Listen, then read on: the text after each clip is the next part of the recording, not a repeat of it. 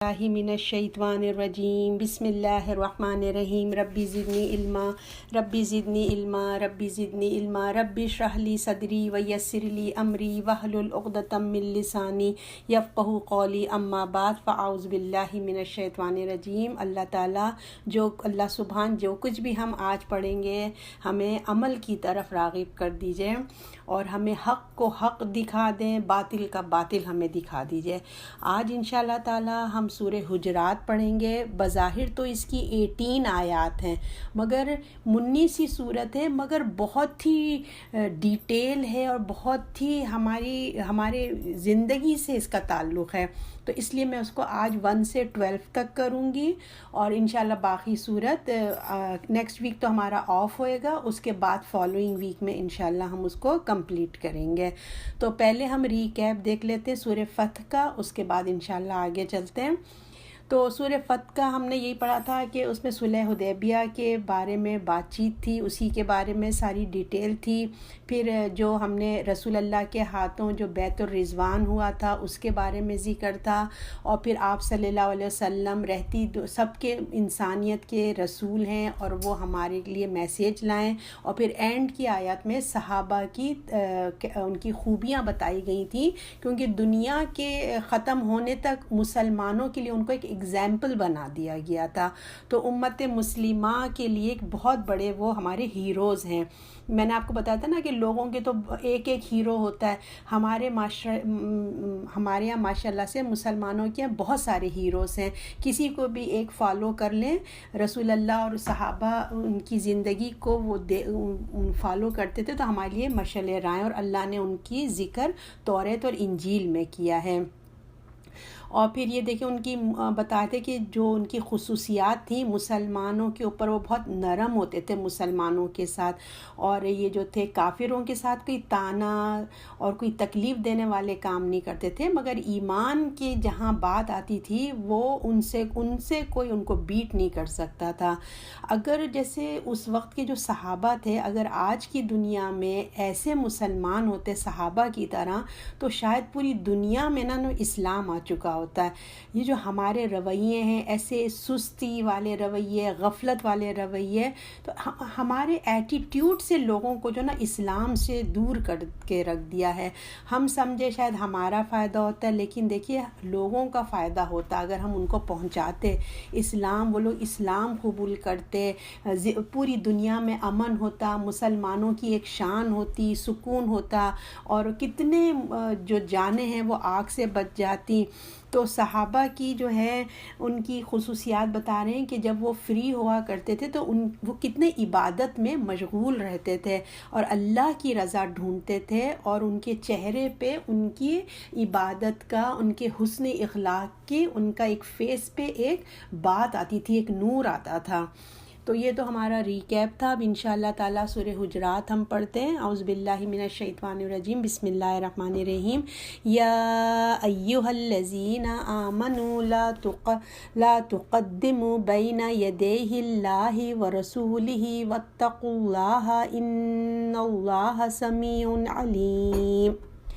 ए लोगो ईमान लाए हो, मत आगे बढ़ो सामने अल्लाह के और रसूल के, और डरो अल्लाह से, तहक़ीक़ अल्लाह है सुनने वाला और जानने वाला। अच्छा, ये जो सूरत है इसके लिए अल्लाह ताला जो हैं इस कदर समझिए कि एक बहुत ही पीसफुल सूरत है। जैसे हम अपने घर को, अपने माशरे को किस तरह से ब्यूटीफुल बना सकते हैं, अपना घर हो या ससुराल हो, मुसलमान हो, किसी गैर से ताल्लुक़ात हो, गैर मुस्लिमों से, तो ये हमें बताएगी कि किस तरह से हमें अच्छे तरीके से रहना चाहिए।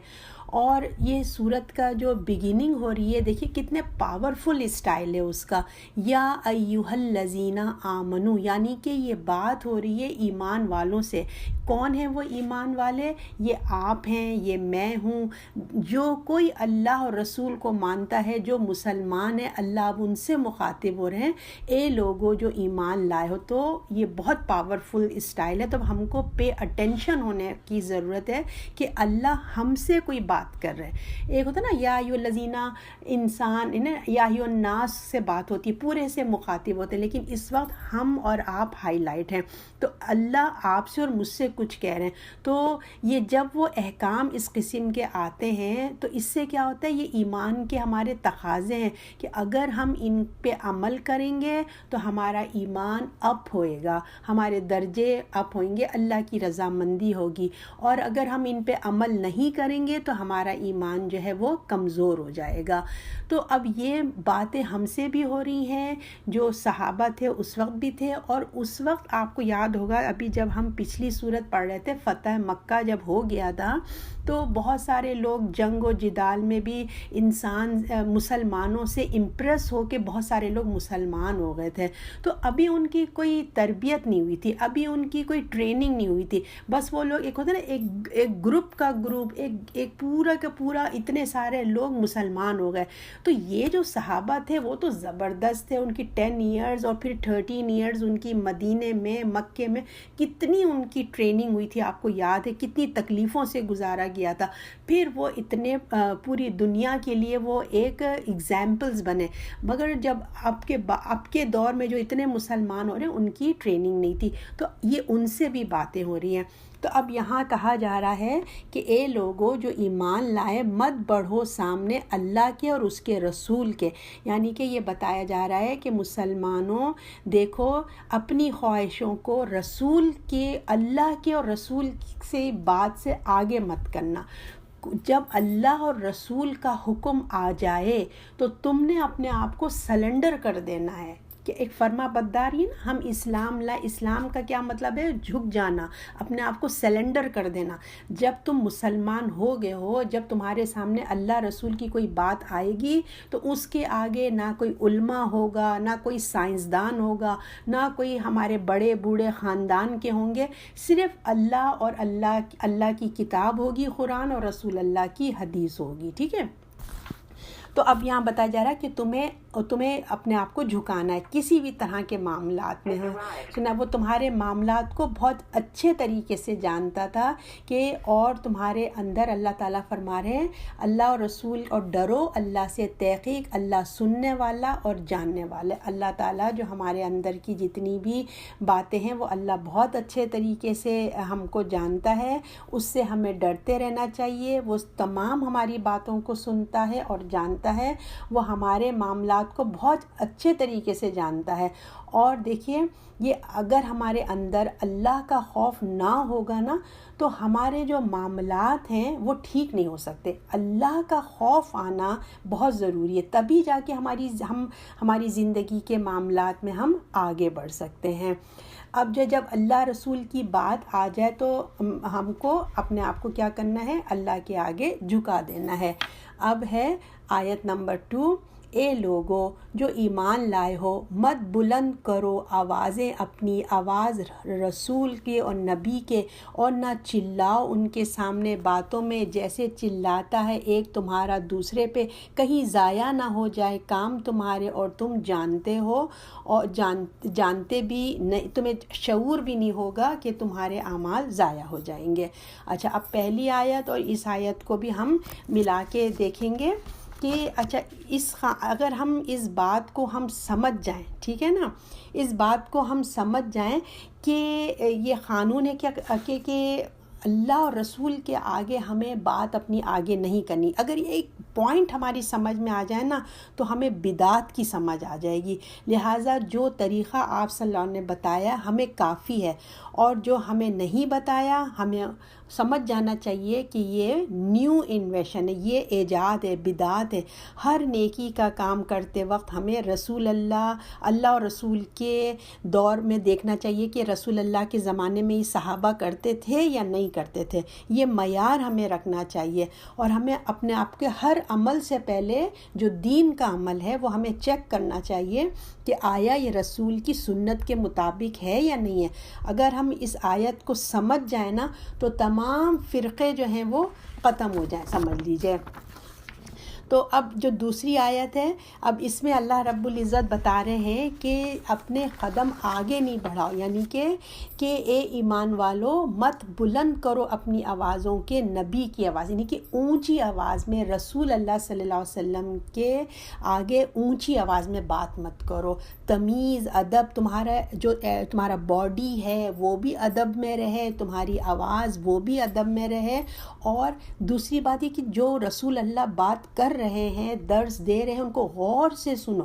ایسا نہیں کہ سنی انسنی کر دیا، یہاں سے سنیا وہاں سے نکال دیا، پھر پوچھ رہے ہیں کیا کہا رسول اللہ آپ نے، دوبارہ بتائیے۔ تو ایسی نوبت نہیں آنی چاہیے۔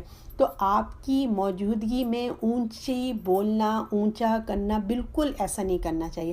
اس میں ایک قصہ بھی آتا ہے کہ ایک صحابی کی آواز بڑی اونچی تھی، وہ ڈر کے مارے رسول اللہ کی خدمت میں ہی نہیں آتے تھے۔ پوچھا گیا بھئی آپ کو کیا ہو گیا؟ کہنے لگے کہ میری آواز اتنی اونچی ہے، مجھے ڈر لگتا ہے کہ اگر میں رسول کے سامنے بات کروں تو میرے اعمال ضائع نہ ہو جائیں۔ تو پھر بتایا ایسی بات نہیں، اب تو آپ کا قدرتی ہی آپ کے ساتھ ایسا ہے، لیکن انسان کو ویسے ایک نارمل انسانوں کو جیسے ہم عام انسانوں کے ساتھ بات کرتے ہیں، رسول کی محفل میں ہمیں ایسا نہیں کرنا چاہیے۔ اب تو رسول اللہ صلی اللہ علیہ وسلم نہیں ہے، مگر اب جیسے قرآن کی محفل ہے یا ہم حدیث شریف پڑھ رہے ہیں، حدیث کی محفل ہے، تو ہمیں بہت ادب احترام کرنا چاہیے۔ تو کیا وجوہات ہوتی ہے؟ انسان بھول جاتا ہے، انسان نادانی ہو جاتی ہے، غفلت ہوتی ہے، سستی سے ہوتا ہے، اس کو یاد نہیں رہتا ہے نا، تو کبھی کسی کو دکھ دینے والی بات کر دیتا ہے، احسان جتا دیتا ہے۔ تو اللہ تعالیٰ کہہ رہے نیک کام کرنے کے ساتھ ساتھ جو یہ ان کے جو کام ہے نا وہ ضائع ہو جائیں گے، ان کو خبر بھی نہیں ہوگی کہ انہوں نے کیا عمل کر دیا۔ خاص کر اپنے انسان دیکھیے جب اپنے چھوٹوں سے معاملہ کرتا ہے، یہ تو رسول اللہ کی بات ہے نا، اگر ہم اپنی عام زندگی میں دیکھیں کہ انسان جو اپنے سے کمزور ہوتا ہے یا چھوٹا ہے تو اس کو بہت اس کے ساتھ اس قسم کا ایٹیٹیوڈ کرتا ہے۔ تو اللہ تعالیٰ کہہ رہے ہیں ایسے نہ ہو کہ تمہاری نیکی ہاتھوں سے چلی جائے، تمہیں خبر بھی نہ ہو۔ تو ہمیں بہت احتیاط رکھنا چاہیے کہ دیکھیں تمہاری آواز اوپر آواز نبی کے نہ ہو، ان کے سامنے باتوں میں جیسے چلاتا ہے تمہارا ایک دوسرے پہ کہیں ضائع نہ ہو جائیں کام تمہارے، اور تمہیں شعور بھی نہ ہو، تمہیں پتہ بھی نہ چلے۔ لہٰذا تم جو آپس میں ایک دوسرے سے جس طرح کی باتیں کرتے ہو اس طرح نبی کی محفل میں نہیں ہونا چاہیے نبی کے ساتھ۔ آیت نمبر 3، جو لوگ رسول اللہ کے پاس دبی آواز سے بولتے ہیں وہی ہیں جن کے دلوں کو اللہ نے ادب کے واسطے جانچ لیا ہے، ان کے لیے معافی ہے اور بڑا ثواب ہے۔ اب دیکھیں جب ہم اللہ کے رسول کی محفل کی یہ باتیں بتائی جا رہی ہیں کہ جب آپ اللہ کے رسول کے آگے تمیز احترام سے بات کریں گے تو اللہ کی توفیق آپ کو ملے گی، اگر آپ نہیں کریں گے تو اللہ کی توفیق سے محروم ہو جائیں گے۔ اسی طرح آپ استاد کا ادب کریں گے تو آپ فیض یاب ہوں گے، آپ کو علم حاصل ہوگا۔ اگر آپ اپنے استاد کا ادب نہیں کریں گے تو بھی آپ کے علم سے آپ محروم ہو جائیں گے۔ تو یہاں پہ رسول اللہ کی طرف بتایا جا رہا ہے کہ زبانی احترام کے ساتھ ساتھ دل کا احترام بھی ضروری ہے۔ صرف آپ بڑے جھک کے کر رہے ہیں لیکن دل میں کوئی رسپیکٹ ہی نہیں ہے، تو یہاں بتایا جا رہا ہے کہ دونوں چیزیں ضروری ہے۔ اگر صرف آپ زبان سے تعریف کرتے ہیں، چاہے وہ رسول اللہ ہے چاہے وہ آپ کا استاد ہے، تو ایک یہ منافقت ہے، یہ ہپوکریٹ ہے کہ آپ زبان سے تعریف کر رہے ہیں مگر دل میں کوئی رسپیکٹ نہیں ہے، ٹھیک ہے نا۔ تو ادب سے بات کرنے کا اللہ نے یہاں اجر بھی بتا دیا کہ اگر تم ادب سے بات کرو گے ایمان کی حالت میں کام پہ تمہیں اجر ملے گا، اور نہ کرو گے تو ہم نے جیسے پچھلی آیت نمبر 2 میں پڑھا تھا کہ وہ ان کو تمہارے اعمال ضائع ہو جائیں گے، تمہیں خبر بھی نہیں ہوگی۔ تو ہمارے رسول اللہ صلی اللہ علیہ وسلم کا دیکھیے کس قدر اونچا مقام ہے۔ یہ ہمیں آپ صلی اللہ علیہ وسلم کا نام آئے یا آپ کی حدیث ہم پڑھیں تو ہمیں فوراً صلی اللہ علیہ وسلم کہنا چاہیے، اور ہم اگر حدیث کا مطالعہ کر رہے ہیں تو ہمیں جو ہے اپنے رسول اللہ صلی اللہ علیہ وسلم کی کوئی ٹیلی فون کو باتیں کر رہے ہیں، چیک کر رہے ہیں، اپنے میسیجز چیک کر رہے ہیں، دھیان کہیں ادھر ادھر کر رہے ہیں، حدیثیں چل رہی ہیں مگر ہمارا دھیان ادھر ادھر ہے، یہ سب باتوں سے اللہ کے رسول نے ہمیں منع فرمایا، اور اللہ نے کہا اگر تم ایسا کرو گے تو تمہارے اعمال ضائع ہو جائیں گے اور تمہیں خبر بھی نہیں ہوگی، اور ادب احترام کرو گے تو تمہیں اجر ملے گا۔ تو کس قدر احترام کا مقام ہے جاننے کی، تو دیکھیں کتنی دفعہ اگر ہم اپنی لائف میں دیکھیں کتنی دفعہ ایسا ہوا ہے کہ ہمارے اعمال ضائع ہو گئے، ہمیں کیا پتہ، ہمیں پتہ ہی نہیں ہو۔ تو اللہ رحم کرے، اللہ نے اس آیت میں جس طرح بتایا مطلب کہ تمہیں شعور بھی نہیں ہوگا، تو اللہ سے بہت معافی مانگنے کا مقام ہے۔ اللہ سے جو ہے ہمیں دعا کرنے کی ضرورت ہے کہ ہم نے کتنی دفعہ حدیثیں پڑھتے ہیں، کبھی ٹی وی میں آ رہی ہوتی ہیں، کبھی کوئی سنا رہا ہوتا ہے، کبھی ہم خطبے میں بیٹھے ہوتے ہیں اپنے جمعے کی نماز میں یا درس و تدریس میں گئے، تو ہم لوگ کیا کرتے ہیں، تھوڑا بورنگ لگتا ہے تو ہم فون کو دیکھنے لگتے ہیں، ہم ادھر ادھر دیکھنے لگتے ہیں، تو یہ سب ڈس رسپیکٹ ہے رسول اللہ کے لیے۔ تو بہت ہمیں اپنے گناہوں کی معافی مانگنا چاہیے۔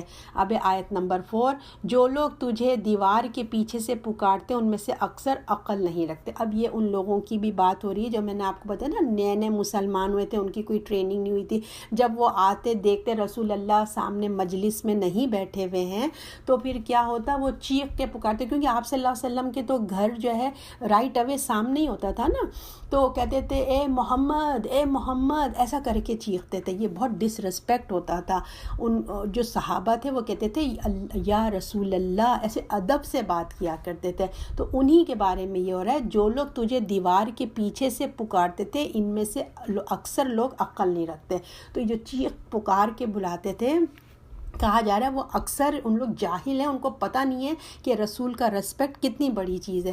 آیت نمبر 5، اگر وہ صبر کرتے تو بے شک تو ان کی طرف نکلتا تو ان کے حق میں بہتر ہوتا، اللہ بخشنے والا مہربان ہے۔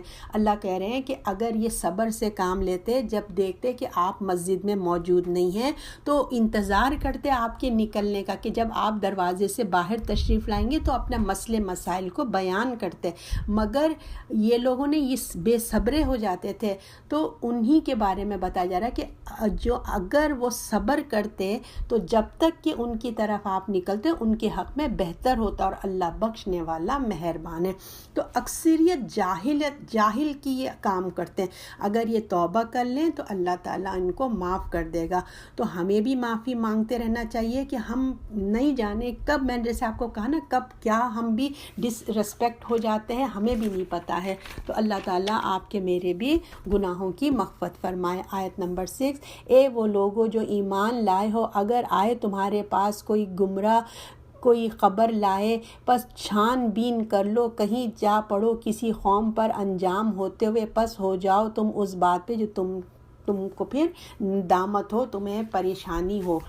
تو اب یہاں پہ جو ہے بتایا جا رہا ہے ایک بہت ہی، میں نے آپ سے کہا نا یہ معاشرتی ہمارے کس طرح کا ہمارا ایک اسلامی نظام ہے، ایک اسلامی نظام میں ایک حکومت ہے، تو کس طرح کا ماحول ہونا چاہیے، یہ تمام گھر کے حالات، گھر کے معاملات اور آؤٹ سائڈ دونوں کی ٹاپک پہ بات کر رہی ہے۔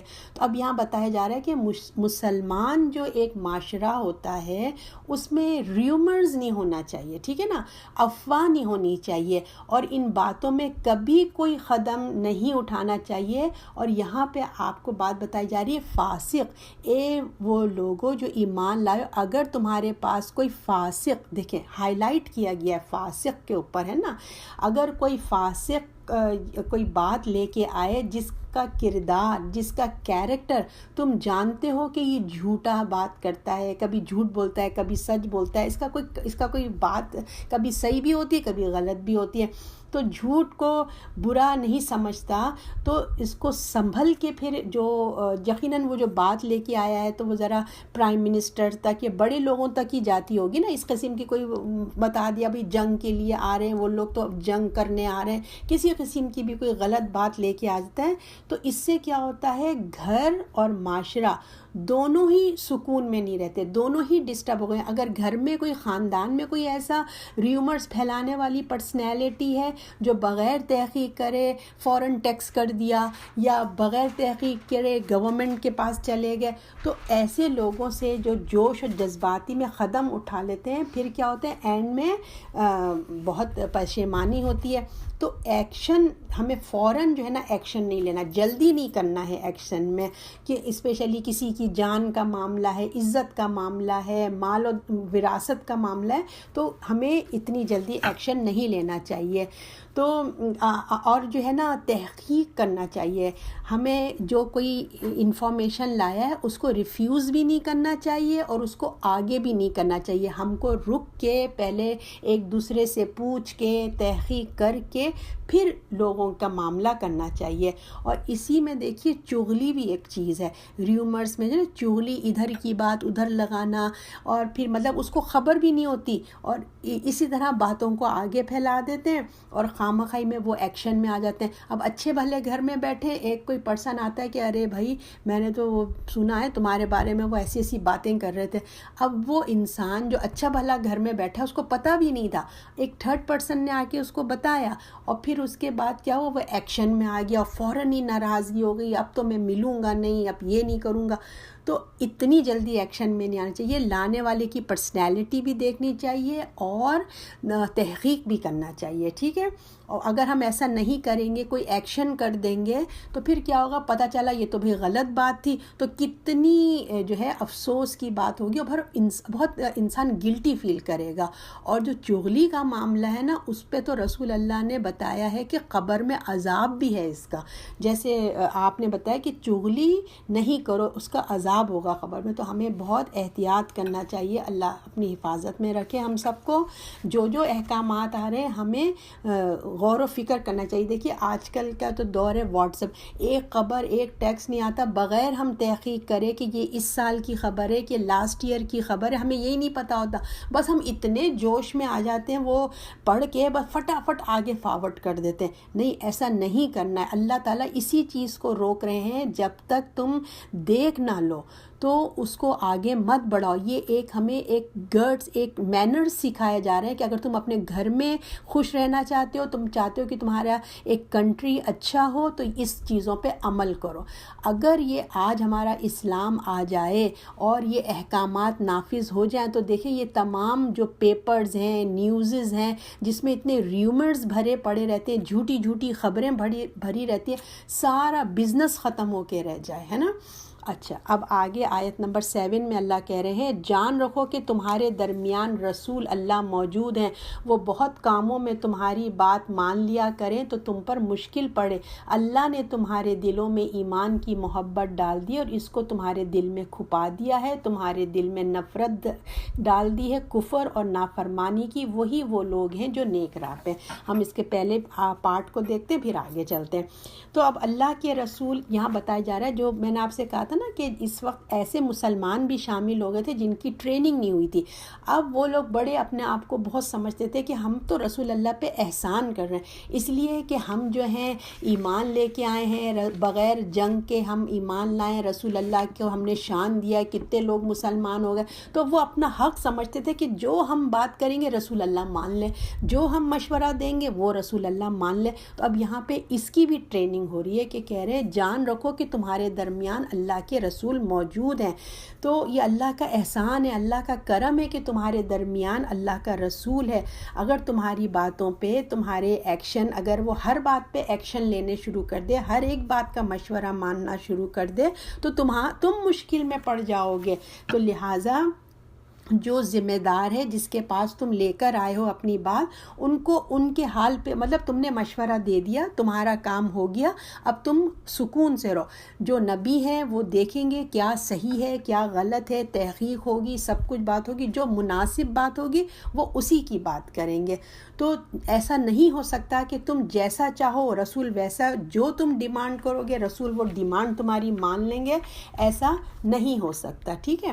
تو اب اللہ تعالیٰ آگے فرماتے ہیں کہ اچھا تمہاری بات مان لیا کریں، تم مشکل میں پڑو، پر اللہ نے تمہارے دل میں ایمان کی محبت ڈال دی. اب یہاں کس کی بات ہو رہی ہے؟ یہ صحابہ کی بات ہو رہی ہے. یہ تم اللہ کا احسان ہے تمہارے اوپر کہ اللہ نے تمہارے دلوں میں ایمان کی محبت ڈال دیا، اس کو تمہارے دل میں کھپا دیا، اس کو مطلب اندر اتنا بیوٹیفل بنا کے تمہارے دل میں بٹھا دیا ہے کہ تمہیں اس کی ہر بات اچھی لگنے لگی ہے. اور دل میں نفرت ڈال دی ہے کفر کے لیے، اور تم کفر سے جس وقت تم رہا کرتے تھے تم خود کفر میں تھے، مگر اللہ نے اس کی تمام برائیوں کو سامنے کھول کے دکھا دیا کہ تم جو ہے اب اس سے نفرت کرنے لگے اور نافرمانی کی دینی میں، اور لوگ جو نیک راہ پہ ہیں اور نافرمانی کی، اور وہی لوگ ہیں جو نیک راہ پہ ہیں۔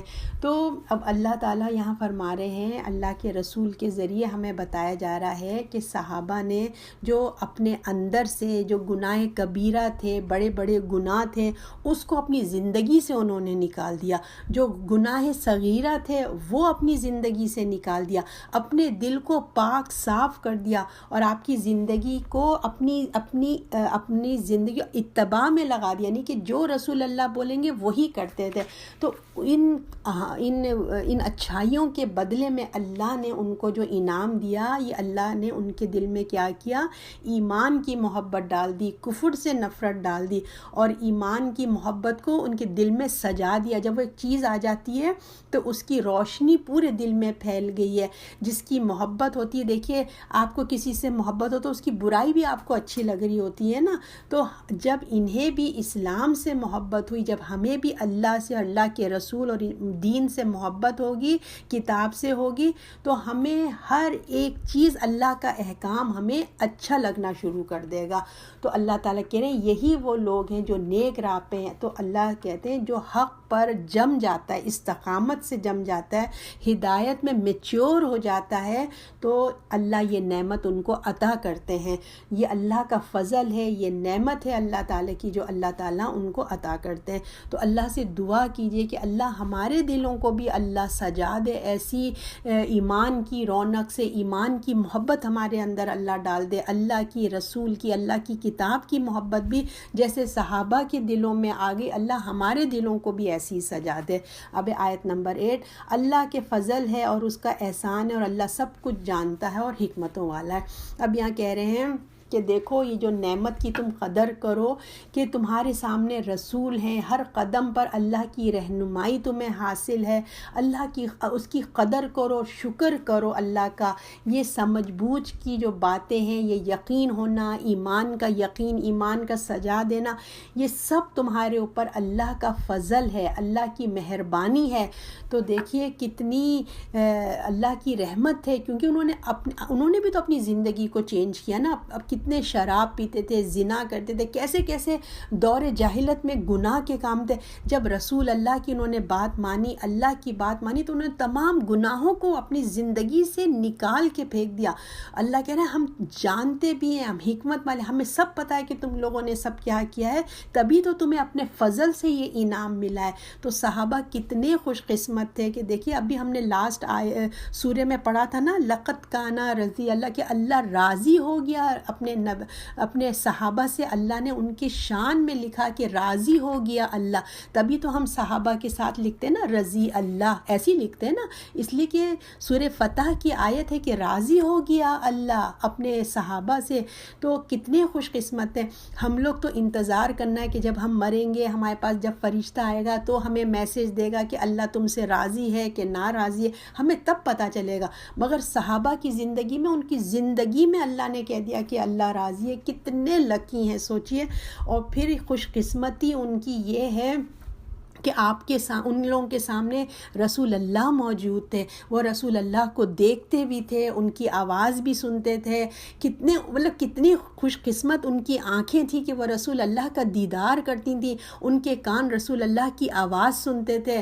تو ان کی قسمتوں کا تو کیا کہنا، لیکن الحمدللہ ہمارے پاس آپ صلی اللہ علیہ وسلم کی باتیں ہیں، تحریر میں ہیں، کتابوں میں ہیں۔ یہ بھی اللہ کا شکر ہے، اللہ کا کرم ہے، پروردگار کا احسان ہے کہ ہم اللہ کے رسول کی امت میں سے ہیں۔ اب جو ہے پروردگار ہم پہ اور بھی کرم کرے اللہ تعالیٰ، اور ہمیں اور آگے اچھا مسلمان بنائے، تاکہ اللہ بھی ہم پہ فضل و کرم سے ہمارے دلوں کو رونق برسے۔ اب آیت نمبر 9، اگر مسلمانوں کے دو فریق آپس میں لڑ پڑیں تو ان میں ملاپ کرا دو، پھر اگر ان میں سے ایک دوسرے پر بڑھا چلا جا رہا ہے تو تم سب اس پر چڑھائی کرنے والوں سے لڑو یہاں تک کہ اللہ کے حکم پر آ جائے، پھر اگر آ گیا تو ان پہ برابری کے ساتھ انصاف کر دو، اللہ انصاف کو بے شک پسند کرتا ہے، انصاف کرنے والوں کو۔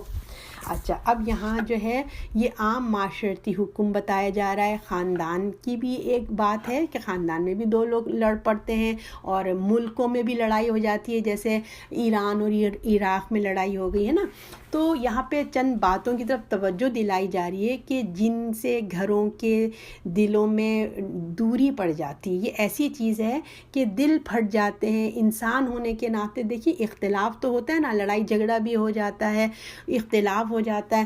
تو اللہ تعالیٰ کے لیے اختلاف بڑھ کر کیا ہوتا ہے، جب پہلے تو اختلاف ہوتا ہے کہ پہلے لڑائی جھگڑا ہوتا ہے، اس کے بعد ایک دوسرے کے اگینسٹ میں چلے جاتے ہیں، مخالفت بڑھ کر پھر لڑائی میں تبدیل ہو جاتی ہے.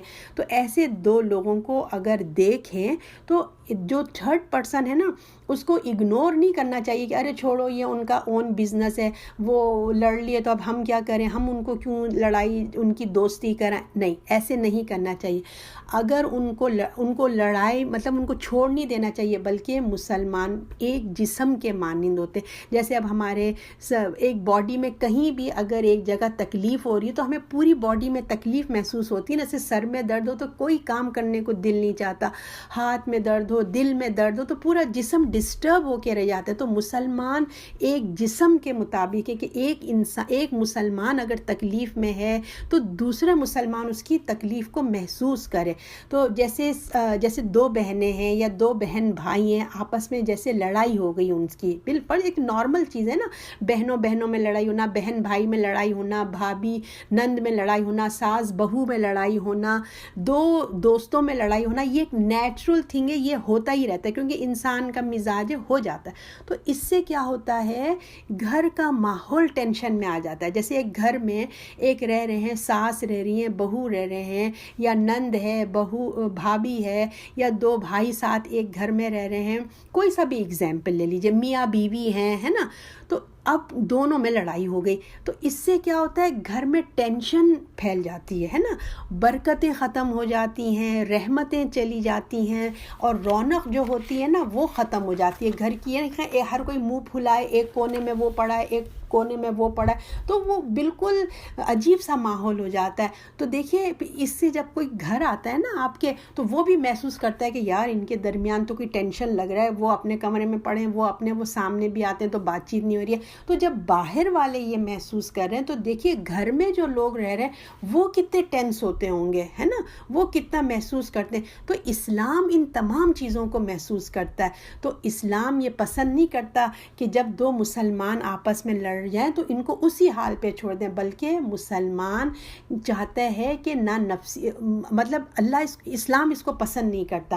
کیونکہ جب مسلمان ایسے نفسیاتی طور پہ ڈسٹرب ہوں گے نا، سائیکالوجی طور پہ ڈسٹرب ہوں گے، سب سے پہلے اس کا اثر کس پہ آئے گا، ان کی عبادات پہ پڑے گا. کہ نماز پڑھیں گے تو انسان کھڑا ہوگا نماز پڑھنے کے لیے، دماغ میں خالی باتیں گھوم رہی ہوں گی، لڑائی جھگڑے کی باتیں گھوم رہی ہوں گی، اور جب نماز سے فارغ ہو جائے گا تو غیبت میں مصروف ہو جائے گا، اور لڑائی جھگڑے میں باتیں ہونا شروع ہو جائیں گی. فون آ گیا، پھر وہ تمام اسٹوری سنائی جائے گی. اور کتنا اگر نہیں بالفرض یہ بھی نہ کریں تو اگر باتیں سوچ لیں گے، اچھا اب میری ملاقات ہوگی تو میں اب یہ بات کروں گی، ٹھیک ہے نا، کتنا نہیں، ارے میں نے اس وقت کیوں نہیں بولا، مجھے ایسے بولنا چاہیے تھا، مجھے ایسے کرنا چاہیے تھا، تو اب مجھے موقع ملے گا نا تو اب میں وہ بات کروں گی. تو اب کہنے کی باتوں پہ اگر نہیں بھی بولا ہے تو اب کہنے کی باتوں پہ انسان کا دماغ چلتا رہتا ہے کہ اس کا جواب ایسے دوں گی، اس کا جواب ایسے دوں گی، سامنے جاتی ہوں تو مجھے بات ہی کرنا نہیں آتی، تو اب موقع ملے گا تو میں ضرور ایسا کروں گی. تو آپس میں جب ملتے ہیں تو چغلی، بہتان، بہت سارے نا زبان کے گناہ ہونا شروع ہو جاتے ہیں. تو کسی بھی بڑے کام میں، تعمیری کام میں، پریکٹیکل کام میں کا موقع ہی نہیں ملتا، کیونکہ انہی چکروں میں لگیں گے تو انسان کیا پریکٹیکل، کیا پازیٹیو کام کرے گا. ہماری جسمانی صحت، ہماری ذہنی مینٹلی ہیلتھ، ہماری جو ہے سائیکالوجی افیکٹ، ساری نفسیاتی صحت، جسمانی صحت، ہر طرح کی صحت جو ہے نا وہ نیگیٹو ہو کر رہ جاتی ہے. پوری ہماری ہیلتھ ڈسٹرب ہو کے رہ جاتی ہے. لوگوں کے تو بلڈ پریشر ہائی ہو جاتے ہیں، لوگ دل کے مریض بن جاتے ہیں، پتہ نہیں کیا کیا لوگ ذہنی مریض بن جاتے ہیں، ایک صرف ان چیزوں سے، لڑائی جھگڑے سے جو شیطان کا عمل ہے. تو یہاں مسلمانوں کو سمجھایا جا رہا ہے کہ اگر دو لوگ لڑ پڑیں تو خاموش نہیں بیٹھو، اس فساد کو ختم کرو تاکہ مسلمان سکون سے آئیں، پھر اللہ کے حقوق بھی ادا کریں۔ جب دل خوش ہوگا، ذہن میں خوشی آئے گی تو دیکھیں عبادت میں بھی دل لگے گا، درس سننے بھی دل چاہے گا، اچھے کام کرنے کا دل چاہے گا، اور پھر حقوق العباد بھی ادا کرے گا، کیونکہ جو ہے حقوق جو ہے انسان جب دو لڑیں گے تو حقوق تو ادا نہیں کر سکتے، ایک دوسرے کے گھر نہیں جائیں گے، ایک دوسرے کو دیکھنا پسند نہیں کرتے۔ جب دل صاف ہوں گے تو ایک دوسرے کو دیکھیں گے، ملیں گے، خوش ہوئیں گے، ٹھیک ہے نا۔ تو اب یہاں پہ یہی بات ہو رہی ہے، اگر مسلمانوں کے دو فریق آپس میں لڑ پڑیں تو ان کو ملاپ کرا دو، پھر اگر ان میں سے ایک دوسرے پر بڑھا چلا جا رہا ہے تو تم سب اس پر چڑھائی کرنے والے بن جاؤ یہاں تک کہ اللہ کا حکم آ جائے۔ اچھا، اب آپ جو ہے فیملی میں دو لوگ لڑ رہے ہوئے ہیں، ٹھیک ہے، اب آپ جو ہے ان کے درمیان ان کی دوستی کرانے جا رہے ہیں، مگر ایک پرسن بدتمیز ہو رہا ہے، میں کیوں دوستی کروں، میں نہیں کرتا، یوں فلاں بدتمیزی کر رہا ہے، تو جو گروپ گیا ہے دوستی کرانے اس کے اوپر اس کو بولے تم نے ڈاؤن ہونا ہے، تمہاری غلطی ہے، اس کو احساس دلائیں کہ تمہاری ہی غلطی ہے، اس کے اوپر پریشرائز کریں، تو تم سب چڑھائی کرنے والے بڑھ جاؤ، یعنی کہ اس کے اوپر تم سب مل کے اس کو فورس کرو کہ تم غلط جگہ پہ ہو، یہاں تک کہ اللہ کے حکم پہ آ جائے، یہاں تک کہ وہ کام ڈاؤن ہو جائے اور اپنی غلطی کو مانے اور جھک کے دوستی کر لے، ٹھیک ہے۔ پھر اگر آ گیا تو ان پہ برابری کے ساتھ انصاف کرا دو اور انصاف کرو، بے شک اللہ انصاف کرنے والے کو پسند کرتا ہے۔ اب اللہ فرما رہے ہیں کہ جب تم دیکھو کہ وہ کام ڈاؤن ہو گیا ہے اور دوستی کرنے تیار ہو گیا تو اب دونوں کو بیلنس کر کے دوستی کرو انصاف کے ساتھ۔ اب یہ نہیں کہ اب ایک دو لوگوں میں لڑائی ہوئی ہے، اب فار ایگزامپل سمجھیے ایک دو رشتے، بہو اور ساس کا رشتہ لے لیتے ہیں ہم، ٹھیک ہے، اب جو بیٹی ہے وہ اپنی ماں کے فیور میں نہیں بولے کہ اب دونوں کی لڑائی ہوئی ہے تو ایک کی طرف جھک جائے کہ میری امی ہے، میں اگر امی کے اگینسٹ بات کروں گی تو میری امی ناراض ہو جائے گی، نہیں، دیکھو کس کی غلطی ہے، جس کی غلطی ہے اس کو سمجھاؤ اس انصاف کے ساتھ، نہ بھابھی کی طرف جھک جاؤ نہ امی کی طرف، مڈل میں رہ کے انصاف کے ساتھ فیصلہ کرو۔ دیکھو صلح کراتے وقت دیکھو انصاف کا دامن جو ہے نا وہ چھوٹنا نہیں چاہیے، خاندانی تعلقات ہوں یا جذباتی سائٹ ہمیں نہیں لینا چاہیے کہ یہ میری بڑی اچھی دوست ہیں، یہ میرے خاندانی ہیں، ان کا سائڈ لیں گے، یہ پڑوس والے ان کا چھوڑو، نہیں، نہ ہمارے جذبات ایموشنلز آنے چاہیے نہ ہمارا فیور آنا چاہیے، بلکہ سوچ سمجھ کے دونوں میں انصاف کے ساتھ دوستی کرا دینی چاہیے، حکمت تقوی سامنے رکھ کر فیصلہ کرانے چاہیے، کسی کا جو ہے وہ ہمیں دب کر فیصلہ نہیں کرنا چاہیے، ٹھیک ہے نا، قصور اس کو بتایا جائے انصاف کے ساتھ۔ اب اس کو اور پھر اللہ تعالیٰ آگے فرما رہے ہیں اس کو جو ہے جو دب اللہ کا یہ حکم ہے، یہ ہمارے اوپر ضروری ہے کہ ہمیں کرنا، یہ اللہ کا حکم مان کر آپس میں اللہ تعالیٰ کہہ رہے ہیں نہیں لڑو اور صلح کر دو، یہ اللہ کا حکم ہے اور اللہ تعالیٰ انصاف کرنے والوں کو پسند کرتے ہیں اور یہ پسندیدہ عمل ہے، ٹھیک۔ اگر ہم چاہتے ہیں کہ اللہ ہم کو پسند کریں، اللہ ہم سے محبت کریں تو دو لڑائی کرنے والوں میں دوستی کرنے کا یہ کام انجام دے۔ یہ تو ہمارے خاندانی باتیں، اب دیکھیے ملکوں میں بھی لڑائی ہو جاتی ہے، اب ہم دیکھیں دو کنٹریز میں بھی ہو جاتی ہے نا، تو اب ایک ملک تو ہے نہیں کہ ایک خلیفہ ہو، تو ہم کو یونائٹڈ نیشن بنانے کی ضرورت ہے کہ دو مسلمان کنٹری جب ان میں جنگ ہو جائے تو اس کی اصلاح بھی کرانی چاہیے، یہ نہیں کہ دو کنٹریز آپس میں لڑ رہے ہم ان کو چھوڑ دیں، جیسے عراق اور ایران تھے، عراق اور کویت تھے، کتنی ان کی لڑائی ہوگی تھی، تو ان کو ان کی ایک آرگنائزیشن ہونی چاہیے جو صلح کرے، غیر مسلم دیکھیں نان مسلم کو ہم سے کیا ان کو انٹرسٹ ہوگا، وہ کیا ہماری صلح کرائیں گے، اپنے معاملات ہم کو کافروں کے حوالے نہیں کرنا چاہیے، بلکہ ہمیں خود اپنے مسلمان ممالک کے لیے خود آگے بڑھ کر کوشش کرنی چاہیے اور ایسے آرگنائزیشن قائم کرنا چاہیے، اگر وہ باز آئیں تو اصلاح کرا دو اور صلح کرا دینا چاہیے ہمیں، اور پھر جو جنگ کو دور کرنے کے جو ٹریٹمنٹس ہیں وہ ہمیں کرنا چاہیے اور ہمیں فائنڈ کرنا چاہیے تھا کیا وجہ سے جنگ ہوئی اور کیوں، اس کی وجہ سے دیکھیے دلوں میں بغض پیدا ہو جاتا ہے، عداوت پیدا ہو جاتی ہے، یہ جنگوں میں بھی ہوتا ہے اور گھر میں بھی ہوتا ہے کہ جیسے لڑائی ہوئی ہے تو تو ہمیں لڑائی کا کاز ڈھونڈنا چاہیے کہ کیا وجہ سے دو میں لڑائی ہوئی، پھر اس لڑائی کو دور کرنے کے کیا پوائنٹس ہونا چاہیے، یہ گھر کے لیے بھی اور جنگوں کے، دو ملک کی جنگوں کے لیے بھی، اور اپنے دل سے بغض، عداوت، سب چیزوں کو نکالنا چاہیے، اور جو لڑائی سے جو لاس ہوا ہے اس لاس کو، ملک کے جو لاس ہے اس کو اچھا کرنے کی کوشش کرنی چاہیے۔ پھر سارے مسلمان جو کنٹری ہیں ان سب کو مل کے نا اس پہ اسٹینڈ لینا چاہیے اور مسلمان کنٹری کی مدد کرنی چاہیے۔ خاندان میں خاندان والے، فیملی والے مدد کریں گے، آؤٹ سائڈ مطلب کنٹری کے اوپر تمام مسلمان ممالک کو مل کے آپس میں یہ کام کرنا چاہیے۔ ٹھیک ہے، کتنی پیاری پیاری ہم کو اللہ احکام بتا رہے ہیں۔ دیکھیں اگر یہ چیز آ جائے، ہمارے اسلامی ممالک ہو جائے اور یہ احکامات آ جائے تو کتنا پیسفل ہماری زندگی ہو جائے، کتنا اچھی لائف ہو جائے، ہر جگہ پیس ہو جائے۔ اب آیت نمبر 10، مسلمان جو ہیں، جو بھائی ہیں، سو اپنے دو بھائیوں میں ملاپ کرو اور اللہ سے ڈرتے رہو تاکہ تم پر رحم کیا جائے۔ اب یہاں پہ بھی وہی بات کی جائے کہ آپ صلی اللہ علیہ وسلم مسلمان کا بھائی ہے، وہ اس پہ ظلم نہیں کرتا، اس کا ساتھ نہیں چھوڑتا، اس کو ذلیل نہیں کرتا، ٹھیک ہے نا۔ تو پھر جو ہے آپ کو اللہ سے ڈرتے ہوئے، یاد رکھو کہ اللہ کی سزا سے ڈر کر تم نیک کام کرو گے تو اس کی رحمت کے تم امیدوار بنو گے۔ اگر تمہیں اللہ کا ڈر ہوگا تو تم دو لوگوں میں دوستی کرائیں گے نا۔ تو دیکھیں ہم یہ آیت نمبر 9 اور 10 سے ہم نے کیا جو ہے نا لیسن لیا۔ اب چاہے وہ دیکھیں، میں نے آپ سے کہا نا، دو گھروں کے ممالک، دو گھروں کی بات ہو یا دو ممالک ہوں یا جو کچھ بھی، ان تمام میں لڑائی کا ذریعہ جو ہے نا وہ زبان بنتی ہے۔ اب جو آگے کی آیات آ رہی ہے نا اس سے بھی یہ کنیکٹڈ ہے، اس لیے میں یہ اس کو کہہ رہی ہوں کہ یہ لڑائیوں کی جو مین بیس ہے، چاہے وہ دو ملکوں کے درمیان ہو، چاہے وہ گھروں میں دو پرسن کے درمیان ہو، مین تھنگ جو ہوتی ہے نا وہ زبان ہوتی ہے، ٹھیک ہے، کیونکہ سارا فساد زبان سے شروع ہوتا ہے، پہلے زبان پھر ہاتھ۔ تو تمام جو ہتھیار، جو ہمارے ویپنز ہیں، ہماری باڈی کے جو چیزیں ہیں، ہاتھ ہیں، پاؤں ہیں، آنکھ ہیں، کان ہیں، تو ان سب میں جو سب سے زیادہ خطرناک چیز ہے نا وہ کیا ہے؟ زبان۔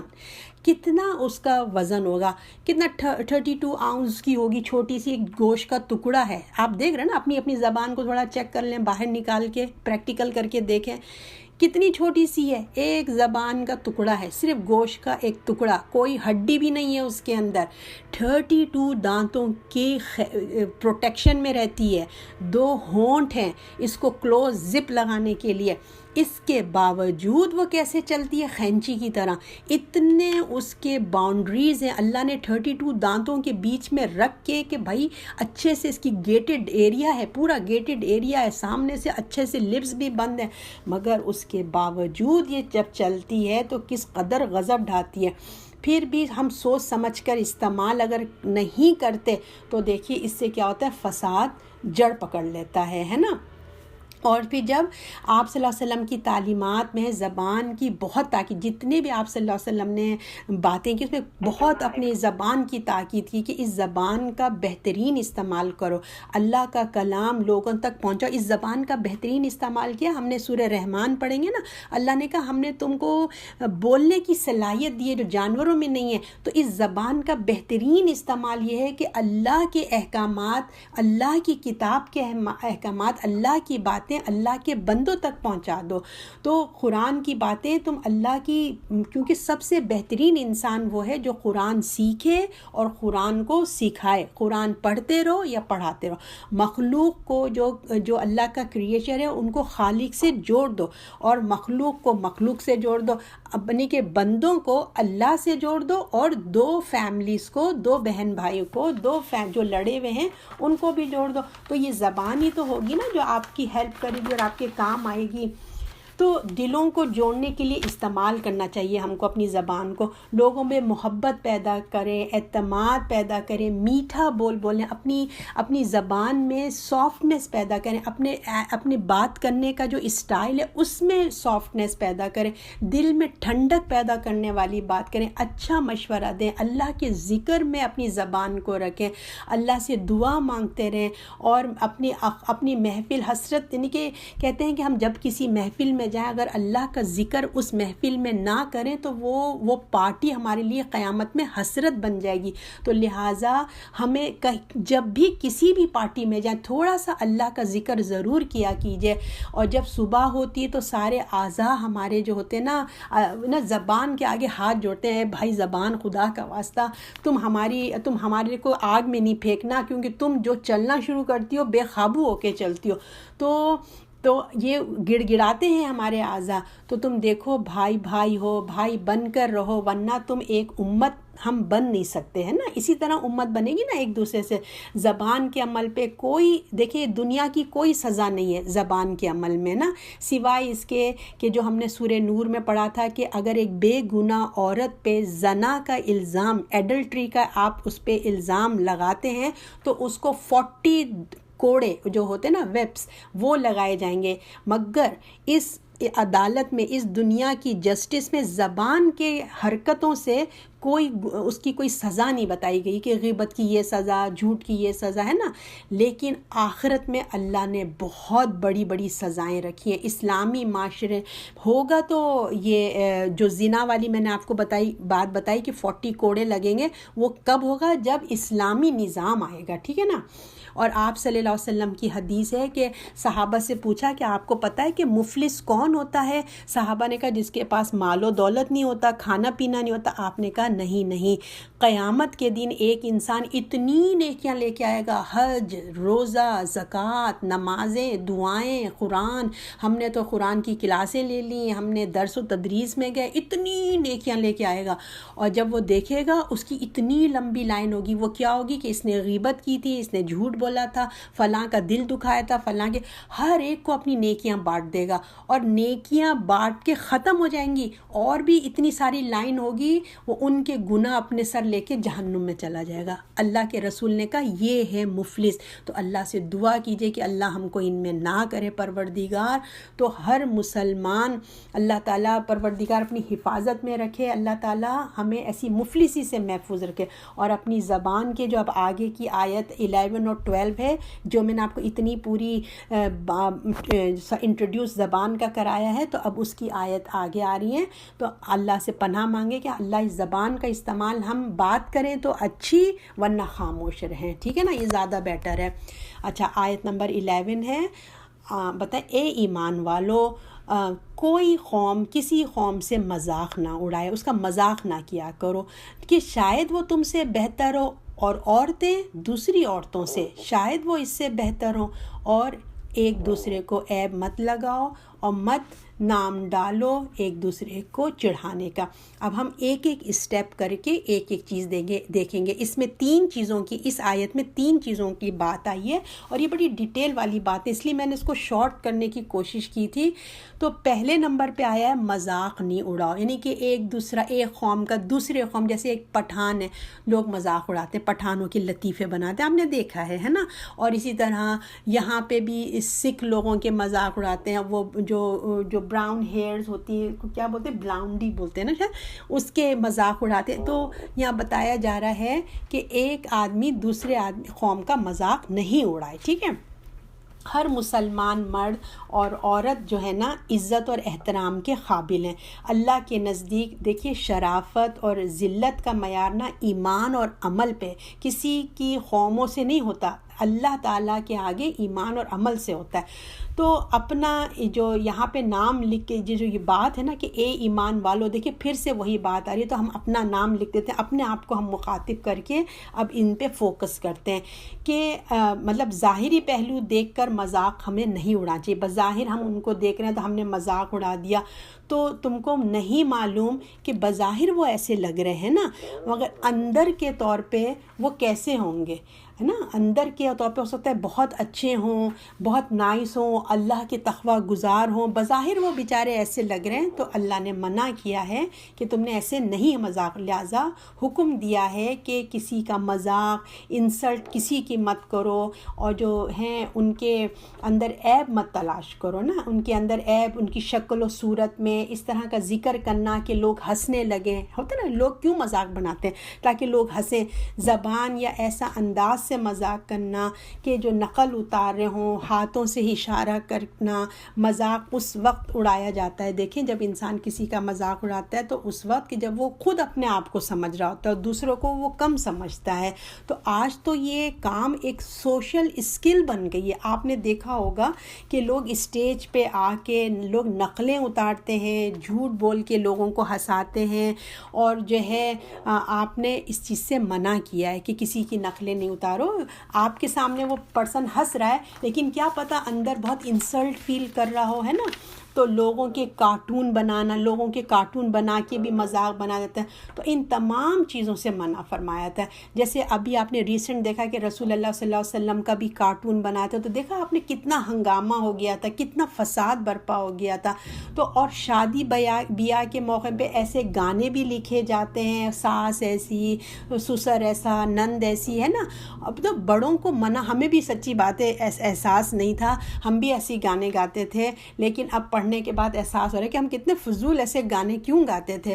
تو قوموں پہ لطیفے، جیسے میں نے آپ کو پہلے بتایا قوموں کے اوپر لطیفے بھی بنائے جاتے ہیں. تو کوئی ہماری زبان میں نہیں سمجھتا تو اس کا بھی مذاق ہوتا ہے. جیسے کوئی ایک انگلش اس کو نہیں، اردو نہیں آتی، جیسے وہ اپنی اردو بول رہا ہے ٹوٹی پوٹی، تو ہم مذاق اڑاتے ہیں. کسی کو انگلش نہیں آتی، کسی کو کوئی زبان نہیں آتی، وہ دوسری زبان میں بات کرتا ہے تو پھر ہم اس کا بھی مذاق کرتے. تو اللہ نے کہا یہ ہم ایٹیکیٹ مت رکھو، نا وہ کر کے بعد جو ہے، اچھا اس کے بعد جو ہے، اے ایمان والو کوئی قوم کسی قوم سے ٹھٹا نہ کرے، شاید اس سے بہتر ہو، اور نہ عورتیں دوسری عورتوں سے. اچھا پہلے تو دیکھیے قوموں کا ذکر ہوا کہ لوگ کسی لوگ کا مذاق نہ کریں، اب عورتوں کو ہائی لائٹ کیا گیا ہے، ٹھیک ہے نا. عورتوں کو ہائی لائٹ کر کے خاص کر کے بتایا گیا ہے، کیونکہ عورتوں کی محفل الگ بھی ہوتی تھی. اسلام میں جو ہے کوئی مکس گیدرنگ کا اتنا تصور تو نہیں ہے، اور پھر یہ ویکنس تھوڑی عورتوں میں زیادہ ہوتی ہے کہ وہ زیادہ مذاق اڑاتی ہے، مردوں سے زیادہ عورتوں میں یہ ویکنس ہوتی ہے. اسی لیے ہائی لائٹ کر کے اوپر والی آیت میں تو جنرل بات کر دی گئی ہے، اور پھر یہاں پہ خاص کر کے عورتوں کو بھی کہا جا رہا ہے کہ اگر مردوں کو اوپر والی آیت میں انفارم کیا جا رہا ہے، کیونکہ مرد لوگ باہر رہتے ہیں، قوم، پریزیڈنٹ، پرائم منسٹر، سب بڑے بڑے لوگ تو اسی میں ہی ہوتے ہیں نا. تو اب عورتوں سے کہا جا رہا ہے شاید کہ وہ تم سے بہتر ہوں، تو تم نہیں مذاق، ہو سکتا ہے تم دوسرے کو کمتر سمجھ رہے ہیں لیکن ہو سکتا ہے وہ تم سے بہتر ہو، ہے نا. تو تمہیں مذاق نہیں اڑانا چاہیے. تو لہٰذا الگ الگ خاص کر کے بتایا جا رہا ہے. اب اتنے دیکھیے اوپر جو آنے والے لوگوں کے اوپر، جب کوئی پارٹی میں، جیسے ہم پارٹی میں بیٹھے ہیں تو جو کوئی انٹر ہوتا ہے لوگ اس پہ تبصرے بھی، ڈسکشن شروع کر دیتے ہیں. اگر دور بیٹھے ہیں تو آئی کانٹیکٹ کر کے ایک دوسرے کو اسمائل دے دیتے ہیں. آپ بہت اگر نیچرل باتیں اگر آپ اس پہ نوٹ کریں کہ ہم ایک دوسرے کے دور بیٹھیں تو آئی کانٹیکٹ کر کے ہم ایک دوسرے کا مطلب ہنسی کی طرح کر دیتے ہیں. اور پھر جو ٹیچر ہوتے ہیں، ضرور ٹیچروں کے کوئی نہ کوئی مذاق تو ضرور ہی بنایا جاتا ہے. جو شاگرد ہوتے ہیں، ہو سکتا ہے ٹیچرز بھی اپنے شاگردوں کا مذاق بناتے ہوں، لیکن اسٹوڈنٹ لائف میں اچھے سے یاد ہے کہ ٹیچرز کا ضرور کچھ نہ کچھ اسٹوڈنٹ مذاق اڑاتے ہیں. تو ڈاکٹرز کو بھی نہیں چاہیے کہ وہ اپنے مریضوں کا مذاق اڑائیں، مریض کو نہیں چاہیے کہ ڈاکٹر کا، ہر اس میں ایک دوسرے کا مذاق ہمیں نہیں اڑانا چاہیے. نمبر 2 جو یہاں پہ بتایا جا رہا ہے، عیب ہوتا ہے نا، طنز، تانا دینا، عیب نکالنا، کسی کی کمزوری پکڑ کے اس کے بارے میں بات کرنا. اب دوسری بات یہ بتائی جا رہی ہے، پہلے تو تھا کہ مذاق نہیں اڑانا، اب دوسرا ہے عیب نہیں کرنا. ایسی بات جو اندر اس کے کمزوری، عیب کا ذکر بتایا جا رہا ہے کہ اس کا دل دکھے گا. آپ اس کو اس طرح سے نہیں کرو کہ اس کی فیلنگز ہرٹ ہو نا.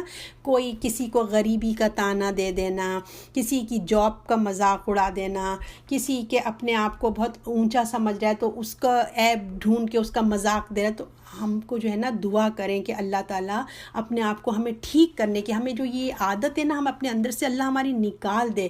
ہمیں جو ہے لرن کرنا چاہیے کہ ہمیں اپنی نفس کو کلین کرنا چاہیے کہ کسی کی انسلٹ نہ کریں، لوگوں کی برائی نہ کریں، اپنے دل و دماغ میں جمع نہ کریں، بٹھایا نہیں کریں کہ فلاں ایسا تھا، فلاں کے اندر یہ تھا، فلاں کے اندر وہ تھا. ورنہ اللہ کہاں سے اپنے، دیکھیے اگر ہم چاہتے ہیں کہ ہمارے دل میں اللہ آئے تو ہمیں اپنے دل کو صاف ستھرا کرنا پڑے گا، ورنہ اللہ تعالیٰ سے گندے دلوں میں نہیں آئے گا جو دوسروں کے لیے برائیاں، عیب، مذاق، طنز، تشریح کرنے کے لیے بیٹھا ہے. ٹھیک ہے. اب تیسری چیز یہاں بتایا جا رہا ہے، ایک دوسرے کو عیب مت لگاؤ اور مت نام رکھو ایک دوسرے کے چڑھانے والے۔ اب بہت کامن سی چیز ہے، نام رکھ دیتے ہیں فلاں ایسی فلاں ویسی، اس کے نام نہیں رکھنا چاہیے۔ چڑھانے والے، انسلٹنگ، جو دوسرا پرسن انسلٹ فیل کرے، ایسے نام نہیں رکھنا چاہیے کہ جیسے سامنے والا جو ہے نا پیچھے والی کی ایسا نام رکھے جو اگر اس کو سنے تو اس کو برا لگے، اس کو لڑائی جھگڑے کا سبب بنتا ہے جب اس کو پتہ چلے گا کہ مجھے یہ لوگ اس نام سے بلاتے ہیں۔ تو خاص کر دیکھیے، جب میں نے آپ کو کہا نا اسٹوڈنٹ لائف میں یاد ہے جو ٹیچروں کے نام رکھ دیتے ہیں، ہے نا، تو نہیں رکھنا چاہیے۔ برے نام یا اسے یاد بھی نہیں کرنا چاہیے، ایسے نام مت رکھو جو جس سے انسان چڑھتا ہو، اس کو چڑھ ہو تو اس کو وہی چڑھ کے نام اس کا رکھ دیں۔ اور یا پھر اپنی انسان کوئی اپنی جوانی میں یا بچپن میں کوئی ایسے کام کیا کرتا تھا، اب اس نے توبہ کر لی ہے تو اب اس کو اسی باتوں سے اس کو یاد نہ دلایا جائے کہ تم فلاں بچپن میں یہ تم تو بڑی وہ کام کرتے تھے۔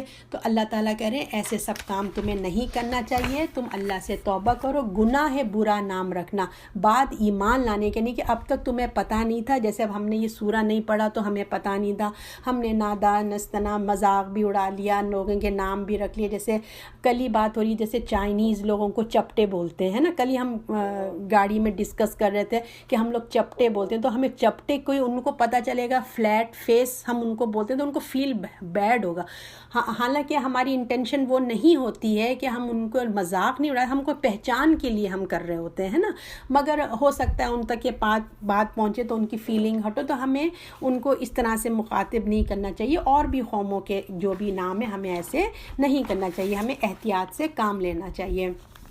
اچھا، تو پھر اللہ تعالیٰ کہہ رہے ہیں ایمان لانے کے بعد برے نام رکھنا گناہ ہے، ٹھیک ہے۔ اب تم کو پتہ چل گیا ہے تو اب کسی کا چھیڑا چھیڑی والا نام، کسی کا موٹی خالہ، کالی خالہ، ٹھگنی خالہ، جو بھی اس قسم کی ہے نا، کوئی نام ایسے ہم نے نہیں رکھنے، ان کو عزت کے ساتھ ان کا عزت کا نام دیں۔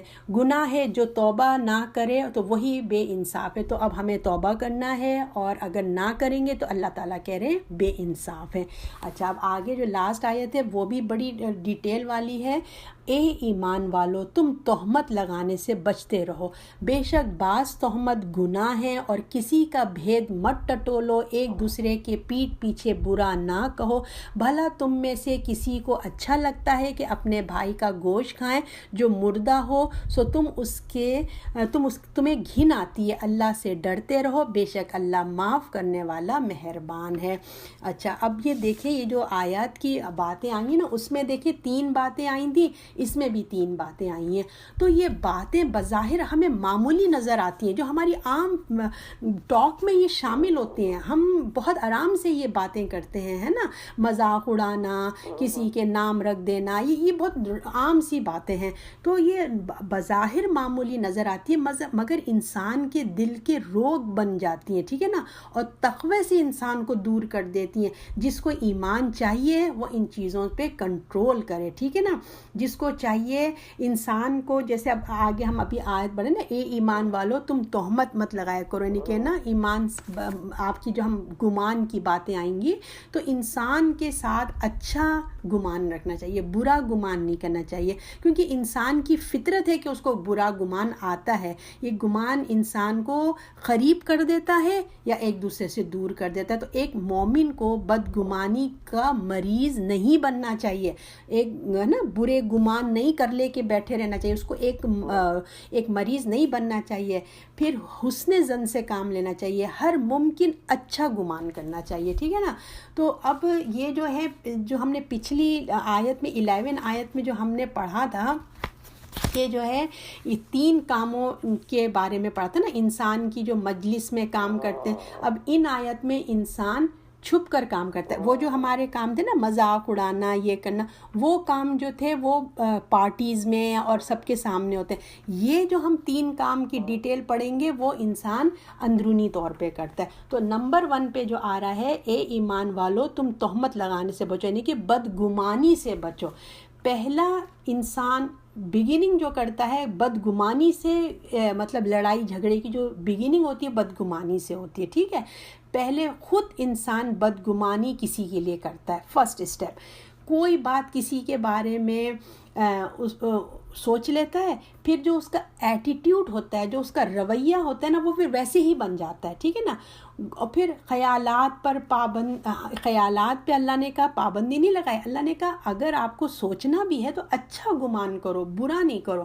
اور اگر آپ اپنے تجربے سے اپنا پتہ چلا کہ تو ٹھیک نہیں ہے تو آپ کو ہوشیار رہنا چاہیے. جیسے ہم گمان کر رہے ہیں کہ وہ فلاں ہے، لیکن آپ کا ایکسپیرینس بتا رہا ہے کہ یہ پہلے بھی ایسے ہی کر چکے ہیں. اگر آپ کو پتہ ہے کہ ان کا ہے اسٹائل ہے تو بھئی آپ احتیاط کریں گے، آپ ہوشیار رہیں گے، ٹھیک ہے، تاکہ آپ دوبارہ سے ان کے آگے ٹریپ نہیں ہو جائے. کیونکہ جو ایک مومن ہے وہ ایک سوراخ سے 2 دفعہ نہیں ڈسا جاتا، ٹھیک ہے. تو اگر کوئی تجربے میں آپ کے آ گیا، ایکسپیرینس میں آ گیا ہے، تو پھر آپ بدگمانی سے الرٹ رہیں گے، یہ یاد رکھیں. کیونکہ ایک جو ہیلتھی معاشرہ ہوتا ہے نا، وہ اچھا گمان کرتا ہے، جو بگننگ کرتا ہے وہ اچھی دوستی کی ابتدا کرتا ہے. احتیاط کے طور پہ ہمیں تھوڑا الرٹ رہنا چاہیے، بغیر کسی ثبوت کے، ایویڈنس کے اور کسی ایکسپیرینس کے اس پر ہم بدگمانی نہیں کر سکتے. اس کی سزا بتائی جا رہی ہے کہ بدگمانی سے جو ہے وہ تعلقات بگڑ جاتے ہیں. اللہ نے کیا کہا ہے کہ بہت سے بدگمانیاں ہیں، تحقیق بعض بدگمانیاں گناہ ہیں. تو یہ بدگمانی ہم کسی کے لیے ایزیوم کر لیتے ہیں، وہ ایسے کر رہے ہیں، وہ جادو کر رہے ہیں، وہ ٹونا کر رہے ہیں، انہوں نے نظر لگا دی، بلا وجہ ہم دوسرے کے لیے بدگمانی کر رہے ہیں. تو اللہ کہہ رہے ہیں دیکھو گمان تو گناہ کی حد تک پہنچ جاتے ہیں. تو بہت خیال کرو، اپنے ذہن میں ایسی نیگیٹو تھاٹس نہیں لاؤ. اگر وہ کر بھی رہا ہے تو اس کا عمل اس کے ساتھ ہے، وہ بھگتے گا نا. آپ اپنے دماغوں میں ایسی بات نہیں، دل خراب سے کیا ہوتے ہیں، دل خراب ہو جاتے ہیں. تو اور پھر اس کی سزا بھی ہے، اور بدگمانی سے تعلق بگڑ جاتے ہیں، دل خراب ہو جاتے ہیں. جیسا گمان کرتے ہیں تو ہماری باڈی کے جو لینگویج ہے، باڈی کا ایٹیٹیوڈ ہے، وہ ویسا ہی ہو جاتا ہے. لہٰذا دل کو صاف رکھنا چاہیے، ٹھیک ہے. نمبر 2 پہ جو بات ہو رہی ہے وہ ہے تجسس کہتے ہیں، جاسوسی جسے کہتے ہیں نا، وہ ہے کہ بے شک بعض تہمت گناہ، اور کسی کا بھید مت ٹٹولو ایک دوسرے کو پیٹھ پیچھے. اچھا دوسری بات ہے تجسس، سمجھتے ہیں نا آپ، ایک دوسرے کی ٹو میں لگنا، ایک کیا کر رہے ہیں ان کے بارے میں انویسٹیگیشن کرنا، ان کے کیا ہو رہا ہے. تو یہ کیا ہوتا ہے، غلط فہمی سے پیدا ہوتی. تجسس جو ہے انگلش میں اس کو کیا کہتے ہیں مجھے ابھی یاد نہیں آ رہا ہے. یہ ایک غلط فہمی سے پیدا، مس انڈرسٹینڈنگ سے یہ گرون اپ ہوتی ہے، ٹھیک ہے. ہمارے دل کو پاک صاف رکھنا چاہیے. جو کچرا ہے نا، یہ بدگمانی، تجسس، یہ غیبت، ہمارے دل میں یہ سب چیزیں ہمیں نکال دینی چاہیے. ہمارا دل کوئی کچرے کا ڈبہ تھوڑی ہے کہ ہر گندی چیز ہم اس میں لا کے ڈالتے ہیں. تو ہمیں آپ صلی اللہ علیہ وسلم نے نا یہ کیا ہے نا، مشورہ نہیں، حکم دیا. یہ جو تجسس نہیں کرو یا برے نام نہیں، جتنی بھی احکامات پڑھ رہے ہیں نا، یہ آپ صلی اللہ علیہ وسلم نے ہمیں کوئی مشورہ نہیں دیا کہ تمہارا دل چاہے تو کر لو، نہیں چاہے تو نہیں. حکم ہے تمہیں یہ سب چیزیں نہیں کرنی ہے. تو اس کا تعلق میں نے آپ سے کہا نا بدگمانی سے اسٹارٹ ہوتا ہے. جب انسان دوسرے کے معاملے میں بدگمان ہو جاتا ہے، ڈاؤٹ فل ہو جاتا ہے، غلط ایزیومز کر لیتا ہے، تو اس کے پاس کوئی پروف نہیں ہوتا، کوئی ایویڈنس نہیں ہوتا، کوئی اس کے پاس ثبوت نہیں ہوتا. تو اس ثبوت کو حاصل کرنے کے لیے، اس ایویڈنس کو حاصل کرنے کے لیے وہ کیا کرتا ہے، وہ خیال آ جاتا ہے کہ میرا خیال ہے کہ ایسے نا. اس کے پاس جو ہوتا نہیں تو وہ وہم، ایک خیال آ جاتا ہے کہ میرا خیال ہے کہ فلاں شخص ایسا ہے، ٹھیک ہے نا. پھر اس کے بارے میں اس کو کوئی پروف چاہیے تو اس پہ پھر وہ کیا کرتا ہے، اس کی چیزوں کو ٹٹولنا شروع کرتا ہے. اس کے جو ہے کیا کہتا ہے کہ فونوں کو سنے گا، اس کی ڈائری پڑھے گا، ہے نا. اس کو غلط مطلب اس طریقے کے غلط کاموں سے وہ ہیلپ لینا شروع کر دیتا ہے. یہ تمام باتیں جو ہے نا ناپسندیدہ ہیں، تمام چیزیں ناپسند ہیں. کہ آپ کسی کے خط پڑھیں، کسی کے ڈائری پڑھیں، کیوں بھائی آپ کو چاہیے نا کہ کہاں سے کوئی بات کا پتہ چل جائے. تو یہ تمام باتیں اللہ کو ناپسند چیزیں ہیں. اور اس سے کیا ہوتا ہے، کسی کی پرائیویسی میں ہمیں نہیں جانا چاہیے، ٹھیک ہے. چھپ کر کیا کرتا ہے ہمیں ٹون نہیں لگانا چاہیے. اور خاص کر بیٹیوں کے سسرال میں تجسس اماؤں کو ہوتی ہے، کیا ساس کیا کر رہی ہے، کیا داماد کیا کر رہا ہے. یہ جو تجسس ہوتا ہے نا، اس کو نہیں کرنا چاہیے. اس تجسس کے جذبے کو نا اچھی چیزوں میں لگانا چاہیے. اللہ نے ہمارے اندر دیکھیے ہر چیز رکھی ہے، پازیٹیو میں یوز کرو یا نیگیٹو میں یوز کرو. جیسے غصہ ہے، غصہ ایک چیز ہے، اگر ہم اس کو پازیٹیو میں استعمال کریں گے گے تو بہت اچھا اس کے کام ہے، اگر نیگیٹو میں کریں گے تو برا. اسی طرح تجسس جو ہے نا اس کا بھی نیگیٹو اور پازیٹیو پوائنٹ ہوتے ہیں. اگر ہم اس کو اچھی جگہ یوز کریں گے تو دیکھیں ہم نیو انوینٹ کر سکیں گے، ہے نا. ہم آگے سے بڑھ کے آگے اس کو اور ڈھونڈیں گے، فائنڈ کریں گے، اور سائنس زیادہ ایڈوانس ہو جائے گی، مسلمان آگے بڑھیں گے. تو خاص کر ہمارے ان چیزوں میں اگر ہم یوز کریں، اس کا پازیٹیو پوائنٹ لیں تو بہت اچھا ہے. ورنہ اگر ہم اس کا نیگیٹو پوائنٹ لیتے ہیں تو اسپیشلی ہمارے انڈیا پاکستان میں، اور یہاں بھی جو لوگ وہی مینٹیلٹی کے، اس کی جو مین ٹارگٹ بنتی نا وہ زیادہ تر غیر شادی شدہ بچیاں بنتی ہیں، ٹھیک ہے نا. اگر وہ ذرا گھر سے باہر جا رہی ہیں، کہاں جا رہی ہیں، کس سے مل رہی ہیں، رات کو دیر سے آ رہی ہیں، کیوں دیر سے آ رہی ہیں، کہاں جا رہی ہیں، یہ تجسس جو ہوتا ہے یہ بہت زیادہ ہوتا ہے. اور اگر ہم کو خیر خواہی ہے ان بچیوں کے ساتھ، اگر ہم ان کو بجائے تجسس کرنے کے ان کو ہم اچھی بات بتائیں، اچھے سے طریقے سے سمجھائیں تو ٹھیک بات ہے.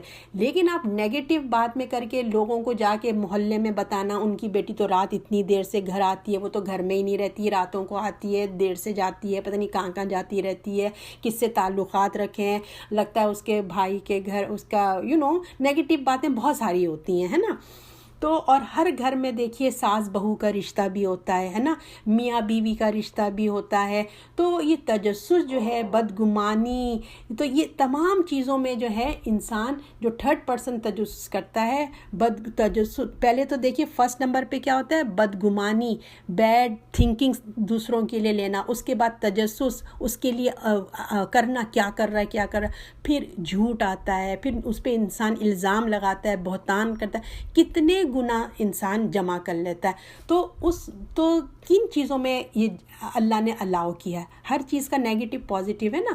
تو اگر ہم کو کوئی کورٹ میں جا کے بات کرنا ہے تو ہم بتا سکتے ہیں، جیسے جج ہے وہ تو پوچھے گا نا، کویسچنس کرے گا، ڈفرینٹ کراس کویسچنس کرے گا تاکہ وہ کیس کو ایک بات کو ایک کرے، بات اس کی ایک کمپلیٹ ہو. اور یا پھر کسی بچے کا یا بچی کا رشتہ طے کرنا ہے تو انسان انویسٹیگیشن کرتا ہے نا، کہ یہ لڑکا کیسا ہے، یہ لڑکی کیسے. تو اس سب معاملات میں اللہ نے اجازت دی ہے. اب جیسے ماں باپ ہیں، اپنی اولاد کی پرورش کر رہے ہیں، جو ان کی چیزوں پہ نظر رکھیں گے، کیونکہ وہ بچے اب بچپن سے جوانی کی طرف ان کا سفر ہے نا، ان کی ایک زندگی میں چینجز آ رہے ہیں. تو ان کے بچوں کے جو جوانی میں وہ قدم رکھ رہے ہیں ان کی آپ نظر رکھیں گے، ان کی آپ بکس دیکھیں گے، وہ کس قسم کی بکس پڑھ رہے ہیں. اگر ان کے پاس فون ہیں تو ان کے سیل فون کے میسیجز کو دیکھیں گے، وہ کہاں کال کر رہے ہیں، کس سے بات کر رہے ہیں، کیا میسیجز آ رہے ہیں. اور پھر جو ہے ان کی بیگ کو آپ چیک کریں گے کہ ان کی بیگ میں کوئی ایسی ویسی چیزیں تو نہیں ہیں. تو ان تمام چیزوں پہ جو ہے اللہ نے آپ کو اجازت دی ہے. اور اتنا بھی آگے نہیں بڑھیں گے کہ وہ چڑنے لگیں، آپ انہی کے سامنے کریں کہ وہ چڑ جائیں، ہے نا. تو ان کو آپ سمجھائیے، کہو بچے ہم آپ پہ بہت ٹرسٹ کرتے ہیں، مگر جس ایٹماسفیئر میں آپ رہ رہے ہیں وہ اچھا نہیں ہے، تو لہٰذا ہمیں آپ کو واچ کرنا پڑتا ہے. ان کو آپ اپنے اعتماد میں لے کہ اگر ہم آپ کے میسیجز چیک کرتے ہیں، آپ کو چیک میں رکھتے ہیں تو اس کے پیچھے کوئی بیک ہے، ٹھیک ہے. تو ان چیزوں میں جائز ہے. اب نمبر 3 جو ہے وہ غیبت کی بات آ رہی ہے. تو اللہ نے کہا کہ مت انویسٹیگیشن میں پڑھو دوسروں کے، اور غیبت ایک دوسرے کے نا، ایک تمہارا دوسرے کا کیا پسند کرے گا تم میں سے کہ کھائے گوشت اپنے بھائی مردے کا، پس گھن کھاتے ہو تم اس سے، اور ڈرو اللہ سے، بے شک اللہ توجہ کرنے والا مہربان ہے. اب ہے غیبت، جو کہ عام سویٹ ڈش جسے کہا جاتا ہے، اس کے بغیر تو باتوں میں مزہ ہی نہیں آتا ہے نا. تو اس پہ اللہ تعالیٰ نے کہا ہے کہ یہ خاص زبان کا عمل ہے، ٹھیک ہے نا، زبان کے یعنی کہ پکا عمل ہے یہ. تو یہ کون کرتے ہیں؟ ایکچوئل میں ہم سبھی اس میں شامل ہے. دیکھا جائے تو یہ ایک بزدلی کی نشانی ہے. جو انسان ہوتا ہے نا، بات اس کے آگے نہیں کرنا چاہتا، اس کے پیچھے اس کی برائیاں کرے گا، تو یہ کیا ہوتا ہے؟ بزدلی کی نشانی ہوتی ہے. بزدل ہوتا ہے جو پیچھے بات کرتے ہیں. بات کا اگر حل اگر آپ کو نکالنا ہے، بات کی اصلاح کرنی ہے، آپ کو چاہیے کہ وہ پرسن صحیح ہو جائے، تو ہمت کر کے ہم اس کے سامنے اس کی یہ برائی کو بیان کریں گے نا. کہ وہ چاہتا ہے کہ اس کا یہ عمل اس شخص کو، اور پھر کون غیبت کرے گا؟ کہ وہ جو انسان غیبت کر رہا ہے نا، وہ یہ عمل اس شخص کے پیچھے اس لیے کرتا ہے کہ اس کو ہوتا ہے کہ یہ پتہ ہی نہیں چلے اس کو، اور وہ اس کے سامنے کرتا ہے جو اس کا ہم خیال ہوتا ہے، جو اس کو پتہ ہوتا ہے کہ جو یہ میں بات اس کے سامنے کر رہی ہوں یا کر رہا ہوں تو وہ جا کے تھرڈ پرسن کو نہیں بتائے گا۔ اس لیے دو پرسن جو آپس میں، دو بہنوں کی یا دو بھائیوں کی یا دو دوستوں کی جو آپس میں زیادہ انڈرسٹینڈنگ ہوتی ہے، وہ تھرڈ پرسن جو دونوں ہم خیال ہوتے ہیں وہ اس کے سامنے اپنا اظہار خیال کرتے ہیں۔ تو پھر اسی کو غیبت کہا جاتا ہے کہ اگر وہ بات، مثلاً وہ بات ایسی ہے کہ اگر وہ سن لے تو اس کی فیلنگ ہرٹ ہو، تو رسول اللہ صلی اللہ علیہ وسلم نے فرمایا کہ رسول اللہ ایسی تو ہوتا ہے، وہ ایسی تو کرتا ہے، تو آپ کہتے ہیں اگر وہ ایسے ہی کرتا ہے اسی کو غیبت کہتے ہیں، اور اگر وہ نہیں کرتا تو یہ بہتان ہے، آپ نے اس پہ الزام لگایا، اس پہ تو سزا ہو جاتی ہے۔ اچھا، اب یہ کن کن ٹائمز میں ہوتی ہے اگر ہم دیکھیں تو شادی کے ٹائم پہ بھی غیبتیں ہوتی ہیں، موت کے وقت بھی غیبتوں کا وقت ہوتا ہے نا۔ اچھا، انسان جب موت، دیکھیں موت تو ایسی چیز ہے کیسی ہوتی ہے، لیکن اس میں بھی زبان کو قرار تھوڑی، بس زبان کا کام ہے بس چلتے رہنا۔ اب گئے ہیں موت کے گھر میں، گئے ہیں مردے کی شکل دیکھی، جنازے میں رکھی، اس کو دیکھا، اوہو یہ تو بڑا کالا لگ رہا ہے بھائی، اس کے تو چہرے پہ نور ہی نہیں آیا، اس کا ہمارا چہرہ کیسا کالا لگ رہا ہے۔ حالانکہ دیکھیے بعض دفعہ ہوتا ہے کہ ایسے میڈیکیشن لے رہے ہوتے ہیں، ہے نا، تو اس سے انسان کا پورا کالا ہو جاتا ہے انسان کا چہرہ، تو اس پہ کامنٹ شروع ہو جاتے ہیں کہ مردے کی شکل پہ تو نور ہی نہیں تھا، پتہ نہیں کتنا گناہ گار تھا، پتہ نہیں خبر میں اب اس کے ساتھ کیا ہونے والا ہے۔ مرنے والے کے عیب بیان کرنے شروع کرتے ہیں اس کے مرنے کے بعد، ہے نا۔ مردے کے اوپر کامنٹ، وہ اپنی صفائی میں تو کچھ نہیں کہہ سکتا نا، کہ پتہ نہیں ہو سکتا ہے کہ وہ مرنے سے پہلے اللہ سے خالص توبہ کر کے مر گیا ہو، ہمیں تو نہیں پتہ نا۔ اور اس کے بعد آپ اسی طرح دیکھیں شادی میں کا موقع ہوگا تو دولہا دلہن پہ کامنٹ شروع ہو جاتے ہیں۔ شادی سے پہلے جو ہے لڑکے کی جو اماں ہوتی ہے اور لڑکے کی جو بہن ہوتی ہے وہ ہر دل عزیز ہوتی ہے، بہت ہی اچھی لگتی ہیں، لڑکے کی ماں اور لڑکے کی بہن، بڑی تحفے بھی دیے جا رہے ہوتے ہیں، بڑی عزت ہوتی ہے، اور جہاں شادی ہو جاتی ہے بس وہیں سے ہی وہ زوال کا وقت شروع ہو جاتا ہے۔ تو یہ سب چیزیں ہماری بہت پریکٹیکل لائف میں ہوتی ہیں یہ سب چیزیں نا۔ اور پھر اسی طرح دلہن پہ کامنٹس ہوتے ہیں کہ کچھ نہ کچھ کیسا کپڑا ہے، یا ہنس رہی تھی، دیکھو کتنی شرم ہی نہیں ہے، حیا نہیں ہے، دولہے کے اوپر بھی کچھ نہ کچھ۔ اور پھر نیو بورن بچے کے اوپر بھی کامنٹس، ہم نیو بورن بچے کو دیکھنے گئے، آئے ہے کیسا کالا رنگ ہے نا اس کا، پتہ نہیں کس کے اوپر چلا گیا ہے۔ اور بچے کو بھی نہیں چھوڑتے ہم، بچوں کی بھی غیبتیں ہو جاتی ہیں، حالانکہ ہم سمجھتے ہیں بچے ہی تو ہیں، سب کہیں کتنے بدتمیز بچے ہیں یہ، انتہا ہے، پیچھے گھر آ کے بات کریں گے کتنے ڈس اوبیڈینٹ، کتنے بدتمیز ہیں، اور جب سامنے اماں سامنے بیٹھی ہوں گی تو وہ بڑے ہی شریر بچے ہیں آپ کے، کر کے ہنس دیں گے، ہے نا۔ اور اس کے بعد جو ہے کھانے کی تمیز نہیں، کتنے بدتمیزی سے کھا رہے تھے وہ بچے۔ تو اس طرح ہم بچوں کو بھی نہیں چھوڑتے، نہ مردے کو چھوڑتے، کسی انسان کو ہم چھوڑتے ہی نہیں سمجھیے۔ اور پھر یہ غیبت جو ہے نا، دیکھیے کیسے شروع ہوتا ہے، تبصرہ، کوئی نہ کوئی جو باتیں ہوتی ہیں نا، ڈسکشن کے بیچ میں یہ آتا ہے، جو غیبت شروع ہوتی ہے نا، ڈسکشن میں بات ہوتی ہے۔ تو دعوت میں گئے، گھر آئے، پھر ڈسکشن اسٹارٹ ہوا نا، کہ کتنے سارے ڈشز بنا دیے تھے کھانے کے، ذرا مزے کے نہیں تھے، کسی میں نمک تھا تو کسی میں کچھ تھا، میں نے کہ ہم کسی چیز کو چھوڑتے ہی نہیں ہیں۔ تو اللہ کا شکر ہے، اللہ کا شکر بھی کہیں گے، پھر کہیں گے اللہ کا شکر ہے بھائی میں ان جیسی نہیں ہوں، اس طرح کی بے پردہ نہیں ہوں، ان طرح کی نہیں ہے۔ پھر نوکروں کو بھی لے لیں گے، نوکروں کی بھی غیبت ہوتی ہے۔ نوکر کو تو ہم کچھ سمجھتے نہیں ہیں نا، وہ سمجھتے ہیں اپنے سے کم ہے تو ان کا جو جی چاہے کریں، ان پہ بدگمانی بھی کر لیتے ہیں کہ چوری کر لی ہوگی، ہم نے یہاں رکھے تھے پتہ نہیں کہاں غائب ہو گیا، یہاں سے ہٹ گیا، حالانکہ ہم نے ڈرائر میں رکھے تھے، ہم بس بیچارے نوکر کے اوپر الزام آ جاتا ہے کہ اسی نے چوری کیا ہوگا۔ احسان جتاتے ہیں اس کے اوپر، 10 دفعہ نوکر کے اوپر احسان جتانا ہے، اس کے اوپر الزام تراشی کرتے ہیں۔ ایک گناہ کے ساتھ کتنے گناہ ہو جاتے ہیں آپ یہ دیکھیے۔ اور ہم دیکھیے نوکر کو پیسہ دیں، اپنی نیکیاں نہیں دیں، ہے نا، ان کو گھر میں رکھ کے ان کو 4 باتیں سنا کے اپنی نیکیاں بھی ہم دے دیتے ہیں۔ اور پھر اسی طرح آپ دیکھیے کافروں کی بھی ہم کرتے ہیں، جو کافر لوگ ہوتے ہیں ان کی بھی ہم برائیاں کرتے ہیں۔ جو پولیٹیشین ہوتے ہیں جیسے ہمارے صدر ہیں یا پاکستان کے صدر ہیں، ان کو برا بھلا کہنا، کیا کیا ہم کہتے ہیں۔ اسی طرح ایکٹرز ہیں، ہمیں ان کی زندگی کا کچھ نہیں پتہ وہ کیا کر رہے ہیں، لیکن ان کے اوپر غیبتیں کرنا، کامنٹس دینا، جو کھلی برائیاں ہوتی ہیں نا، جیسے پولیٹیشین ہیں یا ایکٹرز ہیں یا کوئی بھی جو کھل کے برائیاں کرتے ہیں، تو ہم کو ان کو کھلے طور پہ پیپر میں لکھیں، نیوز پیپر میں لکھ کے ان کو ان کی برائیاں کے بارے میں کھل کے بتائیں، جو کھلی ہوئی باتیں ان کے ساتھ ہم کھل کے بات کریں۔ پھر اسی طرح غلط بات کر کے ٹیچرز کی ٹیچرز کے لیے برائی کرنا کہ ان کو پڑھانا ہی نہیں آتا ہے، ان کو تو یہ کوئی چیز نہیں آتی ہے، تو ہر طرح سے ہم جو ہیں کچھ نہ کچھ ان کو کامنٹس دیتے رہتے ہیں۔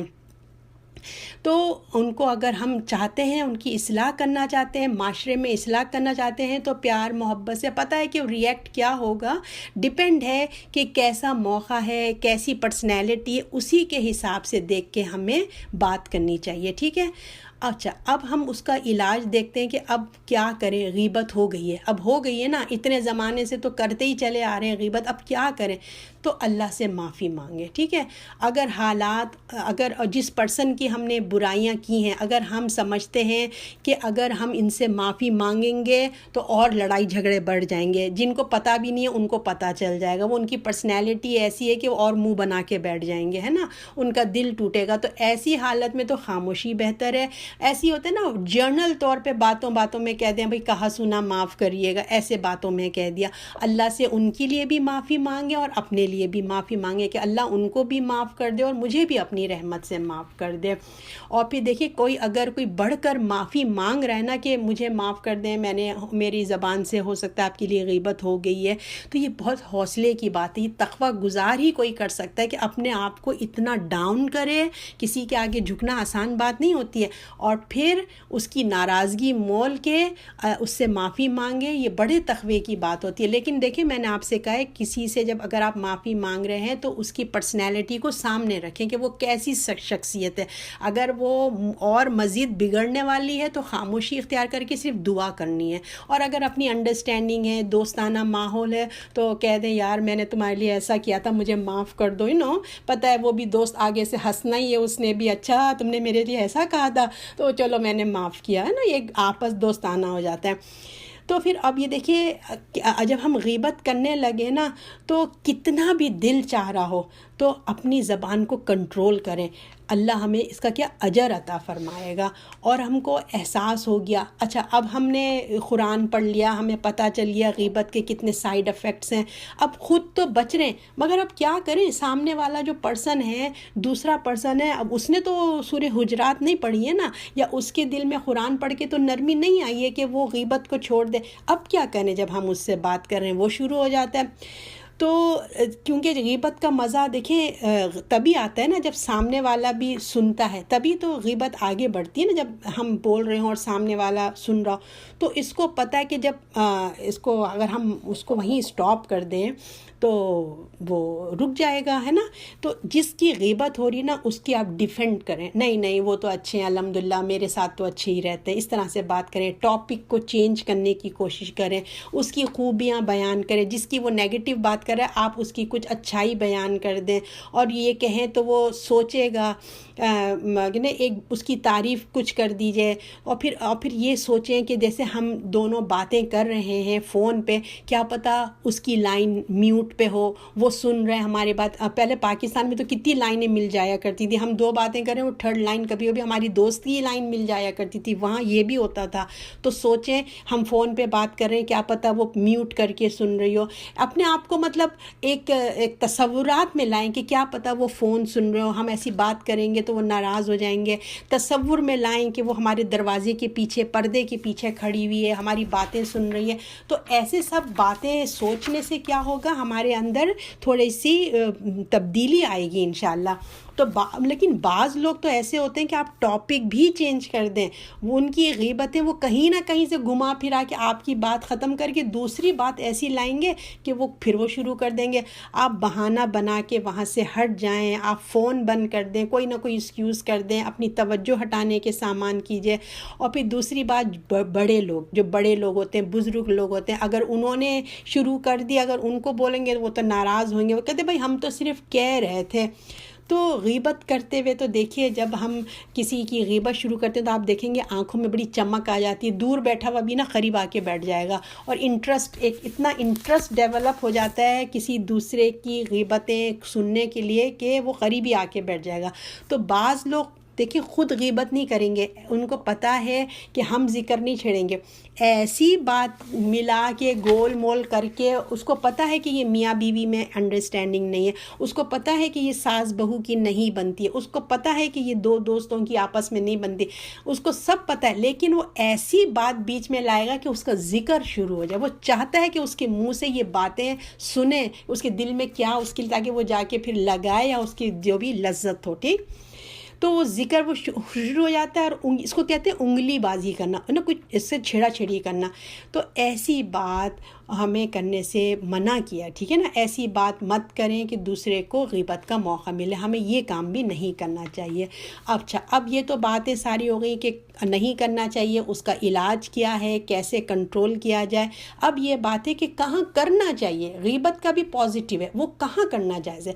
جیسے مشورہ کرنا ہے اس کو ماننے کے، جیسے نا ذکر جو آپ کا کسی سے اب دو لوگوں کی لڑائی ہے یا دو لوگوں کی بات ہے، اب کسی کو جا کے تو آپ بتائیں گے نا کہ بھی اس نے میرے ساتھ ایسا کیا، مشورہ لیں گے، کسی ذمہ دار انسان کے پاس جائیں گے، کوئی ظلم کر رہا ہے کسی کو بتائیں گے نا آپ جا کے، تو اس ذمہ دار کے پاس جائیں۔ ہر ایرے غیروں کو اپنی اسٹوریاں نہیں سنائیں، اس کو سنائیں جو واقعی آپ کا پرابلم کو سولو کرنے والی ہمت رکھتا ہو، اس کے پاس جائیں۔ تو کسی بڑے کے پاس جائیں جو کچھ کر سکتا ہو، اور کسی کا اچھا کردار نہیں ہے اس کے بارے میں تو بھی آگاہی کرنی ہوگی نا۔ جیسے میں نے آپ کو بتایا اس کی اصلاح کرنا ہے تو کسی کو بتائیں گے تو اصلاح ہوئے گی نا۔ کوئی کھلے عام گناہ کر رہا ہے تو اس کو کھلے عام منع کریں گے، کوئی چھپ کے کر رہا ہے تو اس کو چھپ کے کریں گے۔ اب بچی کی شادی ہے یا لڑکے کی شادی ہے، آپ کو انویسٹیگیشن کرنا ہے۔ اگر آپ دیکھتے ہیں کہ کوئی آپ سے کہہ رہا ہے کہ فلاں کے یہاں ہم رشتہ بھیج رہے ہیں، اور آپ کو پتہ ہے کہ اس لڑکی کے اندر ڈیفیکٹ ہے، آپ کو پتہ ہے کہ وہ لڑکا صحیح کیریکٹر کا نہیں ہے، تو آپ بتائیں گے کہ یہ لڑکے کے اندر یہ کردار اچھا نہیں ہے، یہ عادت دیکھیے، یہ ان باتوں میں اللہ نے ہمیں اجازت دی ہے۔ اور یہ جو عادتیں ہوتی ہیں نا ہماری، تجسس ہے، بدگمانی ہے، مذاق اڑانا، جو کچھ بھی ہم نے جتنی عادتیں پڑھی ہیں یہ بچپن سے ڈیولپ ہوتی ہیں، ٹھیک ہے۔ لہٰذا ہمیں بچپن سے بچوں کی بھی، خود بھی اچھے رہنا ہے، بچوں کو بھی منع کرنا ہے، اور انسان کو نا اچھے کاموں میں مصروف رہنا ہے، پازیٹیو کاموں میں مصروف رکھنا ہے۔ اگر یہ عادت ہمارے بڑھاپے تک چلے گئی تو دیکھیں یہ بڑا ڈینجرس معاملہ ہوگا، کیونکہ جو ہے اب ہمارے پاس عمر ہو گئی ہے، 60 سال ہو گئی ہے، 70 سال ہو گئی ہے، اب بتائیں کہ اینی ٹائم ہمارا انویٹیشن آ سکتا ہے۔ اگر ہم اس عمر میں بھی اگر ہم غیبت کریں گے تو ہمارے پاس ٹائم تھوڑی ہے کہ ہم پھر سے اتنی نیکیاں کمائیں گے، کیونکہ غیبت اور حسد ان ایسی چیزوں سے تو رائٹ اوے ہماری نیکیاں چلی جاتی ہیں، دوسرے پرسن کو ٹرانسفر ہو جاتی ہیں۔ جیسے آپ نے ڈیٹا کو دیکھا ہے نا، ڈیٹا جب وہ کمپیوٹر میں ڈاؤن لوڈ ہو رہا ہوتا ہے تو کیسے وہ اڑ اڑ کے یوں جا رہا ہوتا ہے نا، ایسے کر کے جا رہا ہوتا ہے، انویلپ ہے نا۔ تو اسی طرح جب ہم کسی کی غیبت کرتے ہیں نا تو ہماری نیکیاں اس طرح ٹرانسفر ہو جاتی ہیں جس کی ہم غیبت کر رہے ہوتے ہیں، اور ہم خالی ہو کے بیٹھ جاتے ہیں۔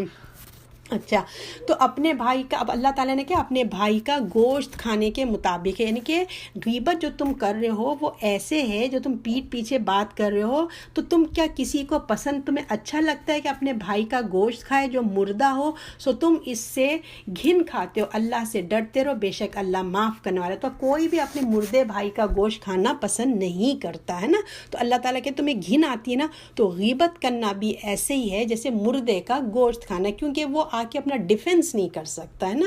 تو یہاں پہ وہ بتایا جا رہا ہے کہ اپنے بھائی کا گوشت کھانے کے ہم اپنے اتنے عادی ہو چکے ہیں، غیبتیں کر کر کے ہم اتنے عادی ہو چکے ہیں کہ ہم اپنا ایمان ہی گنوا کے بیٹھ جاتے ہیں۔ یہ ایسا ہے کہ مرے ہوئے بھائی کا گوشت کھانے کی مثال اللہ نے بیان کی نا، لہٰذا اللہ سے توبہ کرو اور معافی مانگو، ٹھیک ہے نا۔ جب عمر آگے بڑھتی جائے گی تو دیکھیے بہت احتیاط کرنا ہے، ٹھیک ہے نا، اسپیشلی اسپیشلی جس طریقے سے ہمارے کلچر میں ہے ساس بہو کی برائیاں، دو لوگوں کی برائیاں جیسے ہوتی ہیں نا، تو اور اس کی غیبت کو ساس مر بھی گئی، ٹھیک ہے نا، ساس مر بھی گئی مگر اس کی جو ہے نا برائیاں بہو معافی نہیں کر کے دیتی ہے، یا مطلب وہ اس کو جا کے زمانہ بھی ہو گیا مگر ان کی جو ہے وہ آج تک ان کی تکلیف ان کو یاد ہے کہ فلاں ٹائم پہ یوں کیا تھا تو فلاں ٹائم پہ یوں کیا تھا. تو اس سے کیا ہوگا؟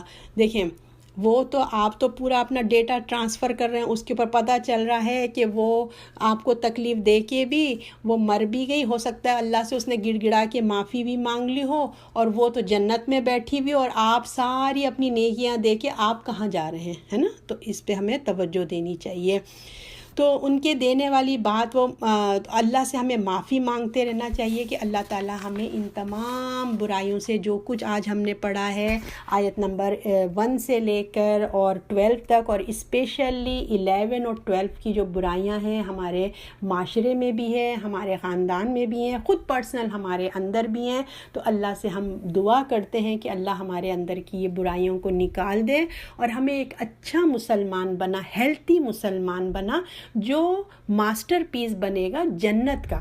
یہی چیزوں کو صاف کر کے ہمیں اس دنیا سے جانا ہے. اسی لیے قرآن آیا ہے، اور قرآن جب اللہ کا ڈر ہمارے دل میں آتا ہے نا، تبھی انسان یہ تمام برائیوں کو صاف کرتا ہے. اگر ہم نے یہ برائیوں کو اس دنیا میں صاف نہیں کیا تو دیکھیں کہیں موقع پتہ نہیں قبر میں عذاب ہو کہ یہ ہماری کلیننگ ہو رہی ہو، ہمیں حشر کے روز پریشانیوں کا سامنا کرنا پڑے، اللہ نہ کرے وہاں بھی صفائی نہیں ہوئی تو دوزخ میں جانا پڑے گا کہ آگ پھر صاف کرے گی. تو کیا آج اچھا موقع نہیں ہے؟ آپ آرام سے اے سی میں بیٹھے ہیں، آرام سے گھر میں بیٹھے ہیں. ہمیں کیا کرنا ہے؟ اپنی زبان پہ ہی قابو کرنا ہے نا، اپنے دل و دماغ کو کنٹرول کرنا ہے. کسی کے لیے نیگیٹو تھاٹ نہیں لائیں، اچھی تھاٹ لائیں، اور جو ہے کسی اپنے اچھے پازیٹیو کام کرے، تاکہ خالی دل ہوتا ہے تبھی تو شیطان آ کے وسوسہ ڈالتا ہے نا. جب آپ پازیٹیو کاموں میں لگ جائیں گے، بزی ہو جائیں گے، آپ کو سوچنے کا ٹائم بھی نہیں ہوگا کہ کون کیا کر رہا ہے کون نہیں کر رہا، نہ آپ کے پاس گوسپ کرنے کا ٹائم ہوگا، نہ غیبت کرنے کا ٹائم ہوگا. آپ تھک ہار کے بھی کام کر کے تھک کے سو جائیں گے. تو اللہ سے دعا ہے کہ اللہ ہم سب کو اس چیزوں کی گندگی میں جو ہے نا ہمیں بچا لے اللہ تعالیٰ، اور اس شر سے ہمیں محفوظ رکھے. صدق اللہ العظیم.